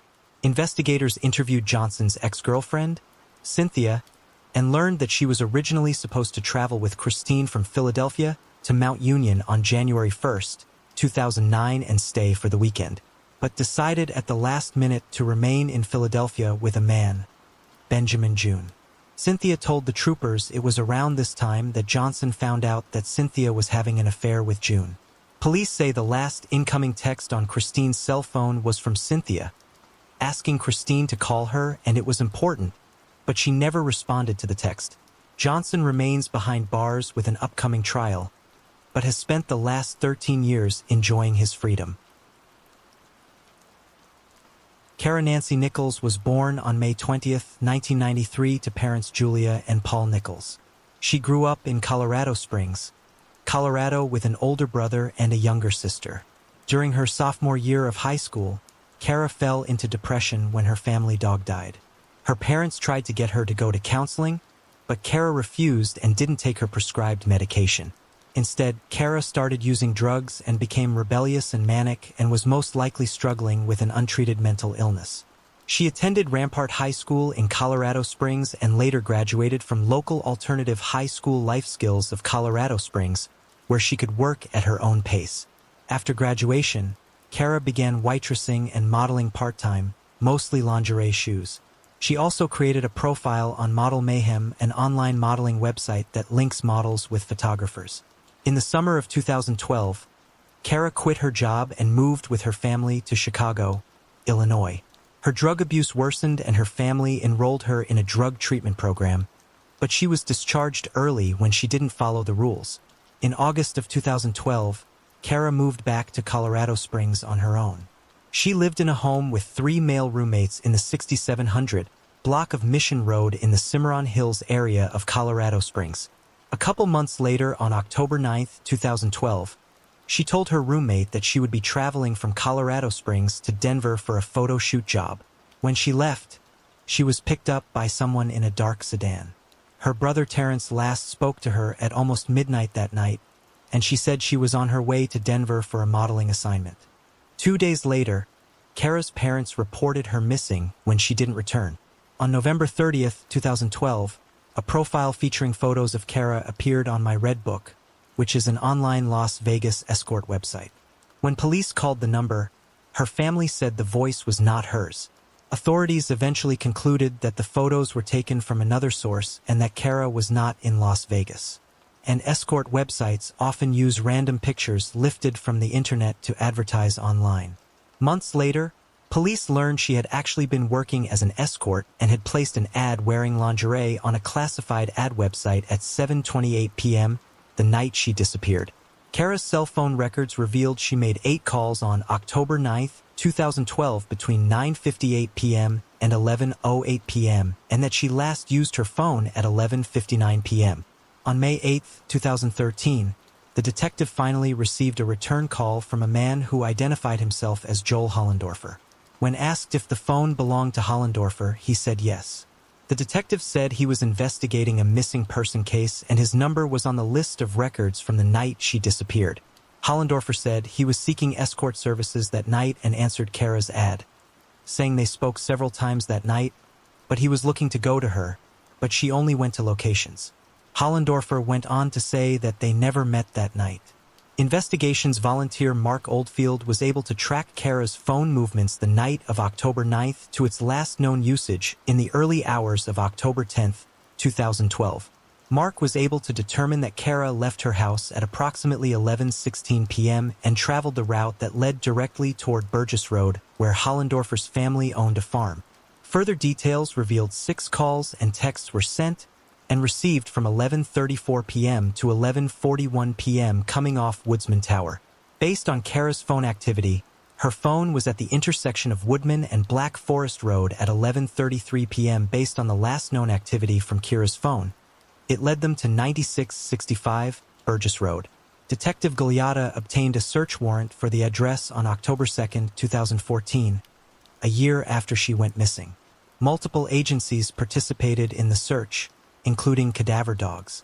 Hollendorfer's mother, Betty, walked the property with members from the search team and pointed out numerous locations where animals may be buried since purchasing the property in 1985. Cadaver dogs were brought to the property and ground-penetrating radar was used to determine spots that had been disturbed. But instead of excavating the spots, they did what Betty suggested. They searched the property across the street at 11,660 Greenacres Lane, which her son also had access to. Cadaver dogs narrowed in on a shallow grave which was excavated, and it was apparent that roots were dug up at the site and a hole had been dug to about the size of a human body, but no human remains were found. For reasons that are not explained in the affidavit, none of the other areas the dogs hid on were excavated, leading to the question, why bring cadaver dogs to a property and not dig when they hid on certain areas? Turns out, Betty was protecting her son, and if they would have excavated the areas across the street that the dogs hid on, they would have found what they were looking for. During an interview that same month, Hollendorfer admitted to looking up Kara online, wanting to meet her and communicating with her. He said Kara never met him at the location that she was supposed to, and he never ended up meeting her. He added that he had been heavily involved with escorts and drugs, which he says is why his marriage ended. During the initial investigation, Detective Gigliotta attempted to reach Hollendorfer's wife, Christina, but she wouldn't cooperate with the initial investigation and never made a statement. However, on February 1, 2022, 10 years after Kara's disappearance, FBI special agents interviewed Christina. Turns out, she had been keeping a huge secret for 8 years, until investigators tracked her down to Virginia and knocked on her door. Now known as Christina Palmer, she stated that after Hollendorfer's father died in November 2014, he admitted to her that he accidentally killed an escort he hired and buried her body on top of an old horse grave on his parents during the interview. Christina stated that Hollendorfer said that he accidentally strangled Kara to death and then buried her on an old horse grave with plastic bags and lime. She also told detectives that Hollendorfer said he told his parents what he did and that he believed it had driven his father to his grave. Based on the information she provided, on February 7, 2022, a search warrant was obtained and a team of El Paso County Sheriff's Office detectives and specialists, alongside the FBI Evidence Response Team, were deployed to the 9600 block of Burgess Road. Police zeroed in on a spot where his mother said her favorite horse Milo was buried. 3 feet down, they found a garbage bag, a human hand, and more remains. Hollendorfer was then arrested days later on charges of second-degree murder and tampering with physical evidence, ending a 10-year mystery that could have ended 9 years earlier. During a court appearance on February 17, 2022, Hollendorfer's charge was upgraded from second to first-degree murder, and his bond was revoked based on the autopsy results. Kara's family has long maintained that the El Paso County Sheriff's Department botched the initial investigation and the sheriff, Terry McKetta, was run out of office amid allegations of misconduct in 2014. Some describe McKetta's term in Colorado Springs as similar to living in the Wild West. Many describe former Sheriff McKetta as very corrupt. He allegedly led an incredibly corrupt department and was involved with multiple women in the department, giving them lavish raises and spending department funds on romantic vacations with them. He would also allegedly punish or fire the women who wouldn't sleep with him. He also allegedly had a hit list of people he intended to kill. At the same time, one officer was running an extensive Ponzi scheme in the department. David Hawkins had collected around $300,000 in cash from fellow deputies and even their families, but never invested it and was eventually convicted and sent to prison. The allegations against McKetta were already years old at that point, but he couldn't be forced to resign because of some technicality. McKetta also mismanaged the investigation into the devastating Black Forest fire. In the summer of 2021, less than a year before Kara's body was discovered, several local area residents became concerned about the condition of 2 horses on the Hollendorfer's property, Meadowview Farm. The El Paso County Sheriff's Office investigated and had a veterinarian and a horse rescue come to the site. Unfortunately, both horses had to be euthanized because they were so starved they could not be saved. It's unclear what, if any, charges were filed against the Hollendorfers. I'm sure they were likely more concerned about law enforcement being so close to Kara's grave at the time. Her parents were in disbelief 2 years after their daughter went missing over a recording released by the El Paso County Sheriff's Office that suggests the initial investigator brushed off the case. In the 50-minute recording, Patrol Deputy Cliff Porter is confronted by his superiors about statements he made in Kara's case. Porter was taken off the case after a couple of months, but he came under fire after statements he made to his replacement were reported to his superiors. He repeated those statements in a meeting as well. This is what he said. I said, maybe somebody would finally just say, look, this is a cold case. This girl is probably dead. We're going to work the leads, but we're going to shelve this thing. We won't overreact every time Mr. Nichols comes in. Kira's mother stated that in the first few weeks, they were wondering why Officer Porter wouldn't respond to their calls. And when he did, he seemed very cynical, very negative about the possibility of finding their daughter alive. She stated, "You just wonder what else has gone on. You wonder how many other victims have been treated like this. It just re-victimized a family who's already suffering." 34-year-old Rita Gutierrez Garcia was born April 7, 1983, and was described as an attentive and compassionate mother of her 3 boys. On March 17, 2018, she went out with friends to celebrate St. Patrick's Day. After spending time at the Speakeasy and Breakers Grill on Main Street in Longmont, Colorado, she and friends went through the alleyway to the parking lot behind Three's Bar to leave. Rita was on the phone with someone at 2:30 a.m. when she told her friends she was getting a ride with someone else, and so they left. Sadly, This is the last time they would see her alive. Later, her mom arrived at Rita's home on Sunday to take her 18, 13, and 9-year-old grandsons to church. That's when the grandmother learned her daughter was missing, and after an exhaustive search for her, they reported her missing the following day. Early on in the investigation, Juan Figueroa was identified as a possible suspect in her disappearance. Several witnesses also reported that he had interacted with Rita inside the bar about 1:30 a.m. and was seen outside of the bar near her about an hour later. A security camera captured Figueroa's truck traveling through that exact same area at 3:03 a.m. Cell phone data from Rita's phone placed her phone near the 600 block between Main Street and Kaufman Street between 2:40 a.m. to 03:03 a.m. on the morning she was last seen. 4 minutes later, 2 911 call hang-ups were made from Rita's phone. Her phone dropped off the network at 3:10 a.m. and was in the area of 3rd Avenue and Vivian Street in Longmont at that time. Rita was missing, and evidence pointed to one person responsible for her disappearance. That was Figueroa. Figueroa left Colorado 2 days after Rita went missing after police attempted to contact him at his mother's home in regards to her disappearance. He was briefly in Texas, but later crossed the border into Mexico. While in Mexico, he asked several people for money and said he was in trouble and that he planned to sell his truck.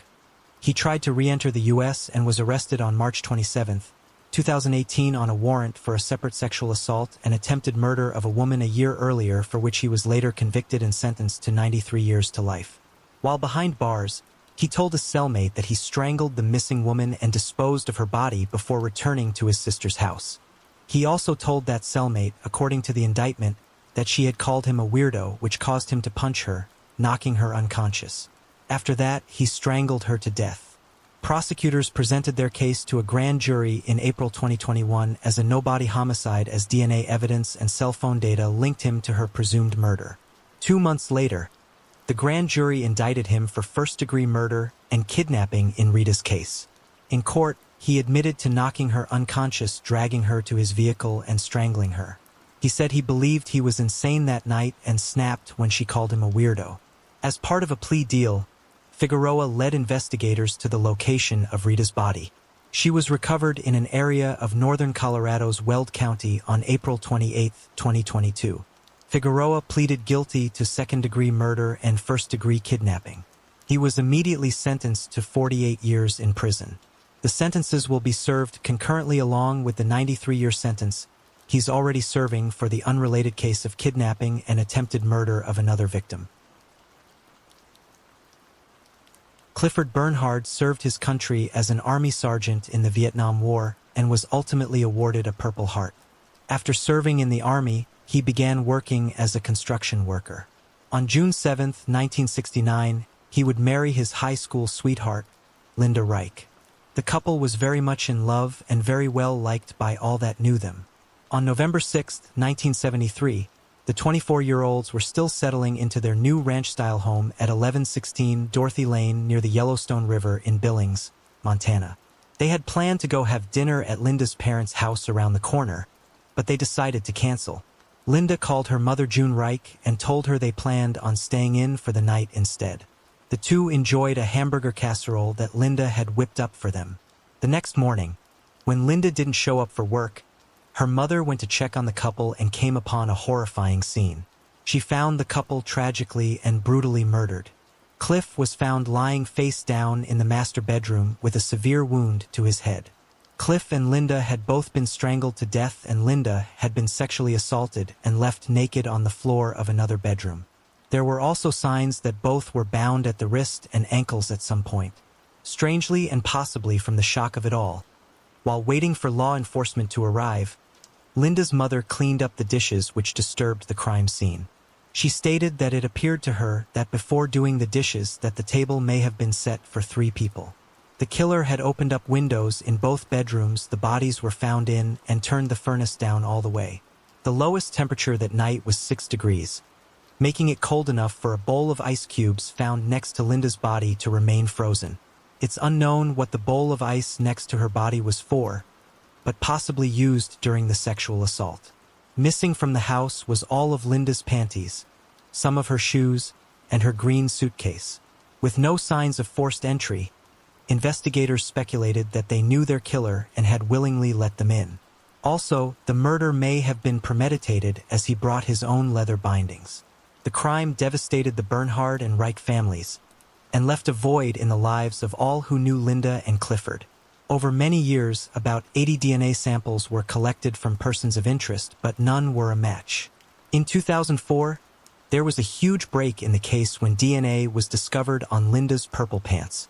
It was entered into Cody's, but there was no matches. Then in 2012, a cold case unit became obsessed with finding the killer in the following year. An anonymous donor offered a $100,000 reward for information leading to a conviction. In 2015, the county hired Parabon to analyze the DNA and created a composite predicting the suspect's ethnicity, hair, and eye color and complexion. A few years later, in 2018, when forensic genetic genealogy was fully blossoming, genealogists were working tirelessly to pinpoint who the DNA belonged to. Finally, on January 3, 2019, Parabon determined the suspect was one of two brothers.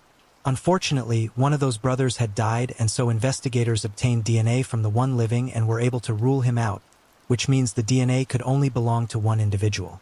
45 years after Linda and Cliff's deaths, authorities announced the suspect, Cecil Stan Caldwell, a former co-worker of Linda's at a grocery store warehouse. Linda worked in billing and secretarial work while Caldwell worked in the warehouse and meat department. He was also a father of 2 adopted children and 2 stepchildren and had no criminal history. Unfortunately, in 2003, he died in Billings at the age of 59 and never faced justice. Caldwell had no arrest record, and authorities likely will never know the true motive for the slayings. Former Deputy Dean Mellum, who worked on the case in 1973, said he hopes the news will at least give some comfort to the couple's families. In the early morning hours of October 28, 1994, a Seattle Times newspaper delivery person called 911 when he saw a woman's body at the end of 55th Street, a remote dead-end street in Renton, Washington. When the officers arrived, they found a woman and young boy lying in the middle of the road next to a car, both shot to death. The bodies belonged to 23-year-old Stacy and Falcon Dewey and her 3-year-old son, Jacob Dewey. Investigators recovered 5 38mm cartridge casings from the scene, 3 near the bodies and 2 inside of the 1984 Buick Century, which belonged to Stacy. Police say there was a struggle at the scene based on evidence collected, and Stacy had been sexually assaulted. Some of the contents of Stacy's purse were strewn about the vehicle, including her wallet. Several items had also been thrown out of the passenger side door onto the street, including buttons from Stacy's shirt, her shoes, the car's floor mat, and packaging tape which was used during the crime. Putting together a timeline, police determined that Stacy had spent the evening celebrating her birthday with friends while Jacob was being cared for by his regular babysitter. She then picked up Jacob from the babysitter's apartment at the Kenton Ridge apartment complex between 1:20 a.m. and 2 a.m., less than 5 miles from where they were killed. Stacy had previously lived at the apartment complex in Kent, Washington, but had moved out months earlier. She was seen getting into the car with Jacob, and her boyfriend was expecting them home soon in Kent. 2 people who lived nearby where they were found told police that they heard what sounded like gunshots just after 2 a.m. Despite an extensive investigation, detectives were unable to come up with a suspect or person of interest in the case for nearly a decade. But by 2001, there were advances in DNA and genetic testing. So several pieces of evidence collected from the crime scene were sent to the Washington State Patrol Crime Lab. The evidence included fingernail clippings and swabs of semen obtained from Stacy's autopsy. In 2002, this DNA evidence was matched to Jerome Frank Jones. Shockingly, Stacy and Jacob's murder case then slipped through the cracks and remained officially unsolved for the next 16 years. When DNA was matched to Jones in 2002, the cold case detective presented the evidence to prosecutors for charges. Once it was realized that Jones was already behind bars and would be there for a long period of time, they decided to hold off. Then, 16 years later, the case became the subject of a Seattle Times series, titled In the Dark, which told of how the case, although seemingly solved, was neglected for years with Jones not being charged. Stacy's mother didn't even officially learn about the DNA tying Jones to her daughter's and grandson's murders until March 2019, 25 years after their murders. Even then, she only heard about it from a Seattle Times reporter, not law enforcement. Jones was already serving a 56-year sentence for murdering 30-year-old businessman Gregory Hebden in Irvine, California, just 5 months after the murders of Stacy and Jacob. He has an extensive criminal record for felony assaults, robbery, drug possession, and the murder in California. Once known as Rome Dog, he grew up near Compton, California, and was part of the Crips gang in the 80s and 90s. His first conviction was for crack possession in 1993 in Washington. While in custody for the murder of Mr. Hebden, he brutally assaulted a corrections officer and was convicted of 2 felony assaults and felony weapon possession. He is currently eligible for parole in 2030, but if he's convicted of Stacy and Jacob's murders, he will most likely receive life in prison. Investigators flew to California to interview Jones in prison. He confirmed he lived near Renton, Washington from 1994 to 1995, but did not ever meeting or knowing Stacy. Investigators said they then confirmed that Jones had lived at the Kenton Ridge apartment complex at the same time as Stacy and Jacob, and that he was in the area on the night of their murders. In December of 2021, new investigators learned that Jones's DNA matched samples found on the jacket that little Jacob was wearing when he was killed. 27 years after their lives were taken by yet another waste of space, he was finally charged with 2 counts of first-degree aggravated murder in February 2022. Jones is scheduled to appear for arraignment on February 28th at the Maling Regional Justice Center in Kent, Washington. In 1993, 20-year-old Sophie Sergi was employed as a teacher's assistant and lived in the small village of Pickus Point, Alaska. In April of 1993, she flew to Bethel and then to Anchorage to have her braces adjusted at the orthodontist and spent the night with a family friend. She then flew to Fairbanks and went to the University of Alaska Fairbanks. She was a previous student there from 1990 to 1992, but had taken time off to move home and save money for orthodontic work she needed done. While there, she was staying with Shirley Masully for a couple of days, who was living in a dorm at the Bartlett Hall at the university. Sophie stepped out a little after midnight to smoke a cigarette, and as she was leaving the room, Shirley told her that she could go smoke near the exhaust fence and the tub room of the women's bathroom because it was too cold outside. While Sophie was gone for a smoke, Shirley and her boyfriend Noah Taylor left to go spend the rest of the night in Noah's dorm. At some point in the evening, her friend took a photo of Sophie. This would unknowingly be her final picture before her life was sadly taken. It was the end of the term, and people were coming and going from campus, and anyone could have access to the women's floor using the elevator or the stairs. The next morning, her friend returned about 9 a.m. and noticed the dorm room unlocked and Sophie gone. She was irritated that Sophie had left the door unlocked and assumed she was out taking a long shower. Strangely, the room appeared to be the same as she had left it, and the note she had left Sophie letting her know she would be staying the rest of the night with Noah was still on the door. Shirley didn't think much of it at the time, but later realized this all indicated that Sophie never returned. Later in the day, she contacted the orthodontist and was told that Sophie had never made her appointment. That afternoon on April 26th, a janitor found her body in the common area dormitory bathtub. She had been murdered and sexually assaulted. With no leads, the case would go cold for 16 long years. Investigators were bumfuzzled as to how no one had heard a gunshot that night. The tub room was a small, separate room next to the shower stalls in the east bathroom and had a shower stall-type swinging door at the entrance of the room. A female resident of Bartlett Hall indicated she was in the shower on the second floor at approximately 1:30 a.m. on April 26th. The shower stall shared a wall with the tub room where Sophie's body would later be discovered. The girl reported hearing noises coming from that room, including thumping and muffled voices, but apparently didn't check it out or report it. After she was found, the dormitory was never locked down to search for evidence outside the bathroom where she was murdered. They were, however, able to collect DNA from the crime scene. In 2019, the suspect's DNA was matched to a likely suspect through genetic genealogy. 44-year-old nurse Stephen Downs was arrested in Auburn, Maine for the murder of Sophie. He was only 18 years old at the time he committed the murder. Downs was not identified as a suspect until authorities discovered a DNA match with his aunt who had uploaded a sample to a commercial online genealogy database. Investigators then obtained a sample of Downs when they executed a search warrant at his home in Auburn, Maine on February 14, 2019. The sample matched the DNA taken from the crime scene.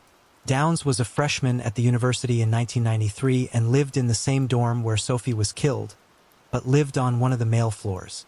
Downs did not testify, but jurors heard a recording of his conversation with investigators in which he denied knowing Sophie and denied keeping a gun in his dorm room. In the recordings, he told police he was with his then-girlfriend the night Sophie died. However, she testified during the trial that he had actually left the room several times that evening. An expert testified that Sophie died from a .22 caliber bullet and from a knife wound. Downs' friend and then roommate testified that he owned guns and a large hunting knife, including a .22 caliber pistol. His former roommate, Nicholas Dozier, at the time was a security officer on campus who was later fired for owning a firearm which was not allowed in the dorms. Dozier was on duty the night of Sophie's murder, and he subsequently assisted police on the 26th in making sure the crime scene was not disturbed.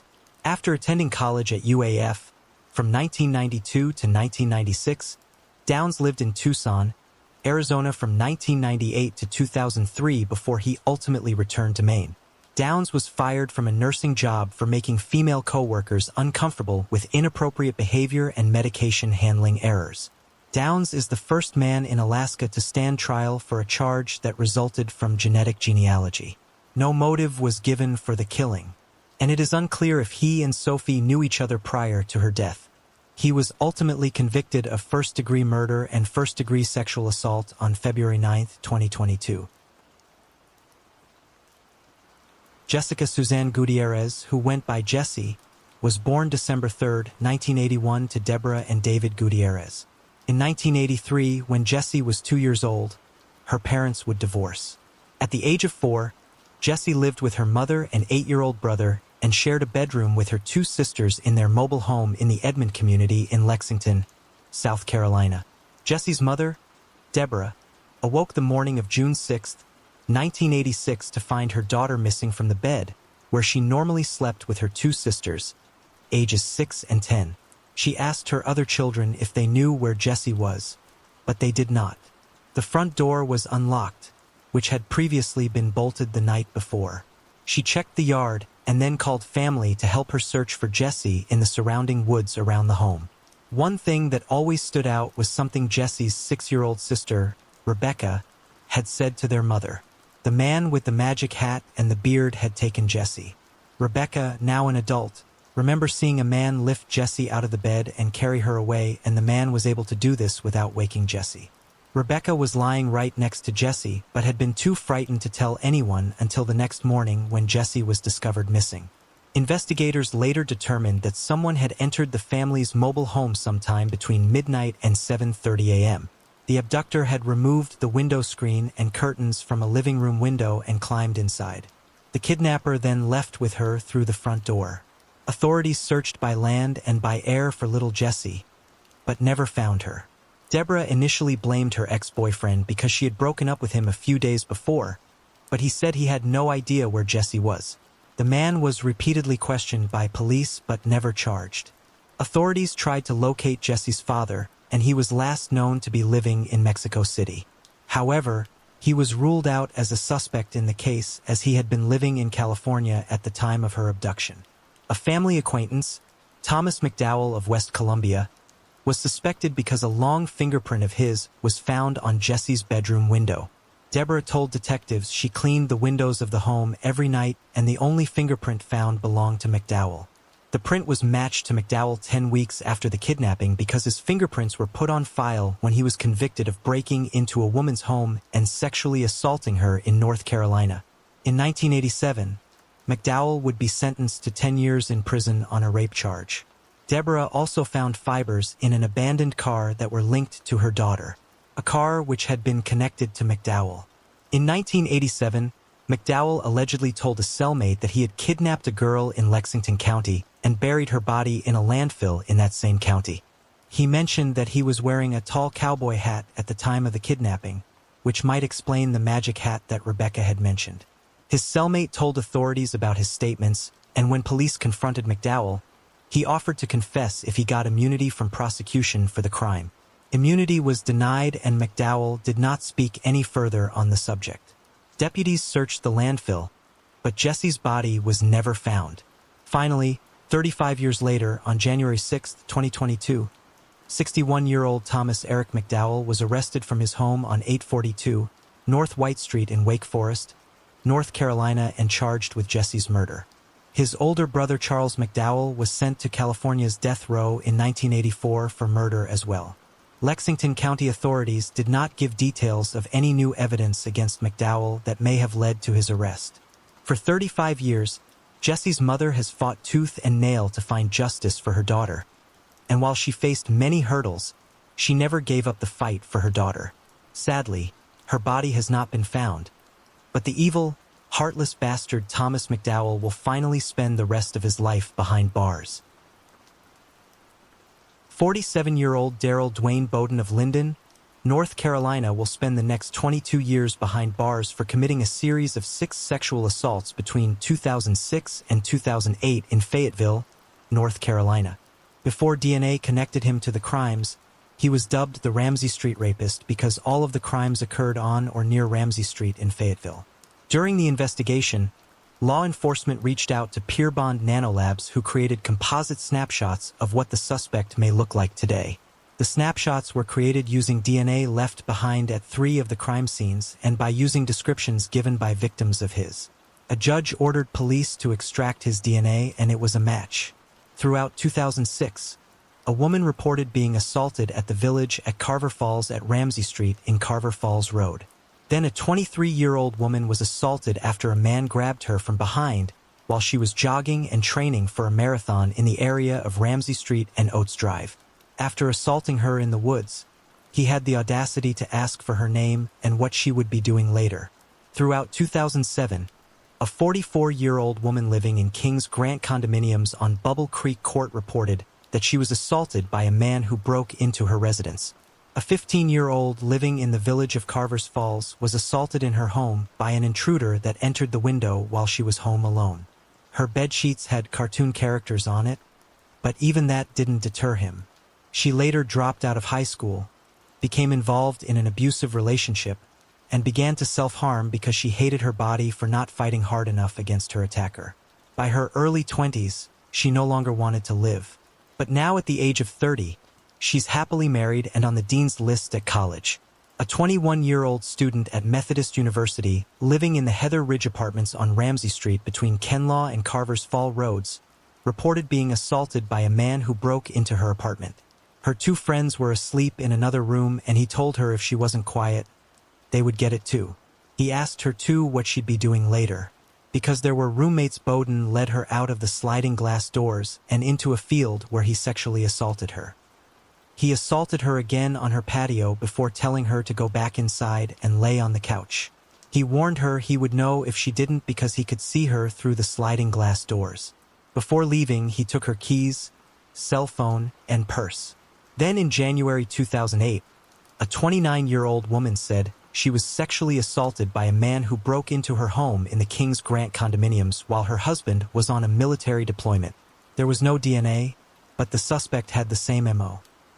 Bowden is also accused of stealing property from some of the women.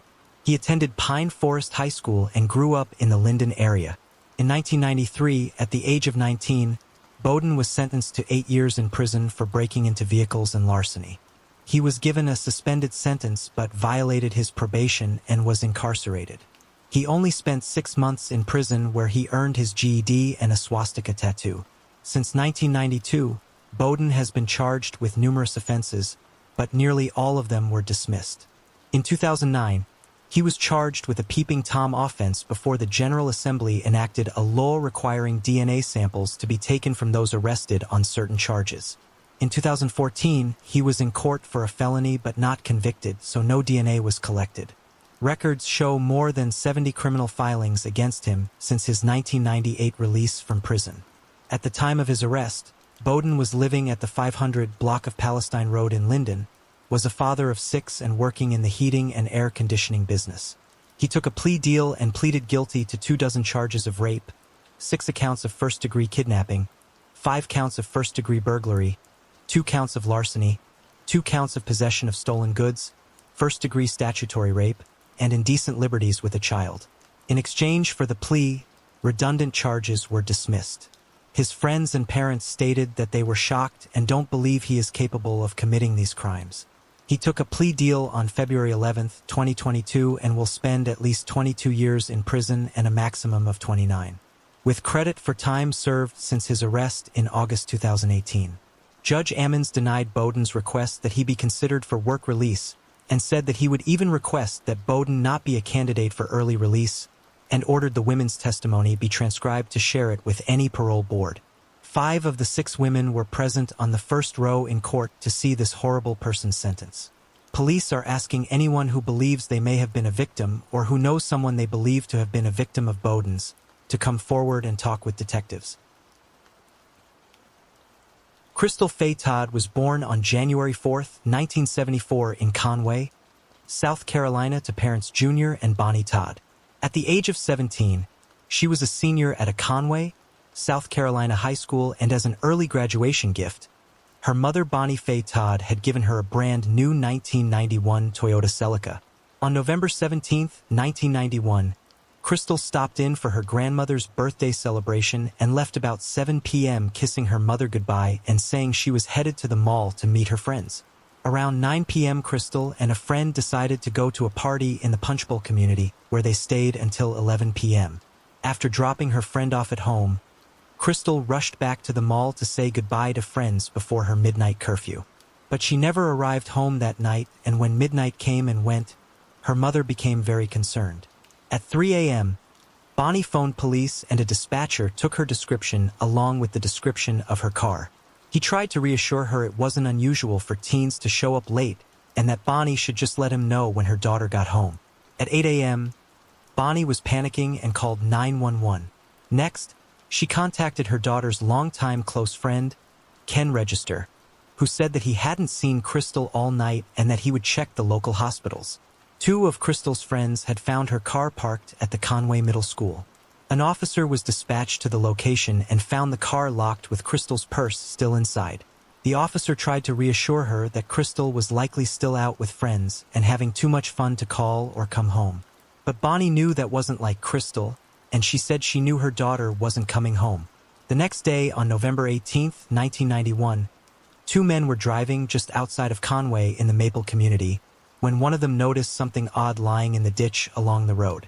Getting out for a closer inspection, the men realized it was a female body. The scene was gruesome, and she was found to have been sexually assaulted. Her mother, a widow, was inconsolable. She told police that she was certain that Crystal's killer was someone she knew. Investigators believed the same thing, especially when they learned that she would have never gotten into a vehicle with someone she didn't know. Criminal profilers predicted that the killer would be an angry young white male who was confident the law wouldn't catch him, and he was probably a friend of the victim. Police asked 51 of Crystal's male friends and acquaintances if they would give DNA samples, and they all agreed. Crystal's friends, including longtime friend Ken Register, were there for Bonnie through the entire ordeal. Ken and Crystal had grown up together and remained close friends, and even Bonnie had always been fond of him. He was a shoulder for Bonnie to cry on and someone to rant to. However, before she was murdered, the friendship between Crystal and Ken had taken a turn for the worse. Crystal had confided in Bonnie that Ken had propositioned her for sex, despite the fact that he had a girlfriend and she had been appalled by this. The two had dated briefly in their early teens, but then decided to return to being close friends again. There had also been serious warning signs about Ken in the previous years. When he was 15, he made an obscene phone call to a grown woman and described in sickening detail how he wanted to mutilate and kill her. When it was his turn to be interviewed by police, he hesitantly but willingly provided his DNA, but the lab was backlogged, and it would be a couple months before they got to all the DNA samples collected from the citizens.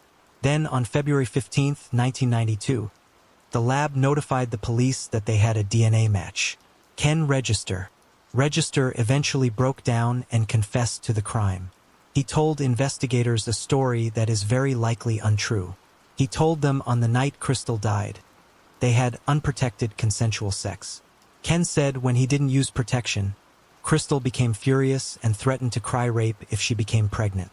Said he became outraged at Crystal's screaming and insults, and before he realized what he was doing, he was stabbing her. Ken told investigators when he came to his senses and realized what he'd done, he panicked.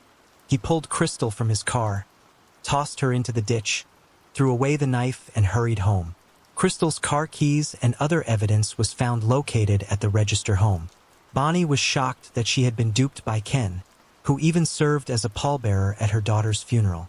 After Register's arrest, it was discovered he had been arrested in September 1991 for exposing himself to a couple of teenage girls after asking them for directions. The charges were still pending when he was arrested for Crystal's murder. In September 1992, Register was tried on the indecent exposure charges and quickly found guilty. Then in early 1993, jurors found him guilty for Crystal's death, his sexual misconduct, kidnapping, and torture. Ken Register was sentenced to life in prison and remains incarcerated at the Broad River Prison in Columbia, South Carolina. There are reportedly many friends and family members of Crystal's who continue to write to and attend parole hearings. Anytime he is eligible. Despite being sentenced to 2 life sentences, he was eligible for parole in February 2022, but he waived his right to face the parole board. Nearly 2,700 people signed a petition asking that his parole not be granted. He will be eligible to face the parole board again in 2024. Her mother Bonnie passed away in 2014 and is buried next to her daughter in Conway. Yanira Cedias was born on March 3, 1992, and by the age of 30, she was a mother of 3 young children and described as vibrant and lively with a big smile. On March 4, 2022, Yanira was celebrating her 30th birthday at a local casino. After the celebration, her ex-boyfriend, Juan Gastelum, picked her up and took her back to his apartment. This was the last time she was ever seen alive. After going missing, Moses Lake police called Yanira's phone to see if someone would answer. A man believed to be her ex, Gastelum, answered the phone. This information led police to question Gastelum. Allegedly, after they arrived at his apartment, Gastelum murdered Yanira and then took photos of himself sexually assaulting her. He then left the apartment with her body. Her family, with help of volunteers and community members, started searching several locations for Yanira's remains. Over 2 months later, on May 12th, detectives received data from Gastelum's cell phone leading them to where he went after leaving the apartment that night, which was a remote area off Highway 12 just outside Wauhula Junction, Washington. When authorities arrived at the location, they found her body in a sleeping bag covered with tree limbs and leaves. At this time, the medical examiner has not released the details on how Yanira died. However, Moses Lake police say that they found a large hunting knife that Gastelum threw away at a gas station and cadaver dogs detected human blood on it. He was arrested days later in Oregon, but fought extradition for 2 months before finally being extradited back to Washington state. He was charged with second-degree murder and second-degree rape following disturbing photos found on his cell phone. Documents also say Gastelum admitted to being physically abusive to Yanira, as 2 physical domestic calls were referenced from October 2021 and January 2022. On October 4, 2021, Yanira even requested a police report to get a restraining order against Gastelum. Gastelum had pleaded not guilty to both charges, and his next court appearance is scheduled for July 5, 2022.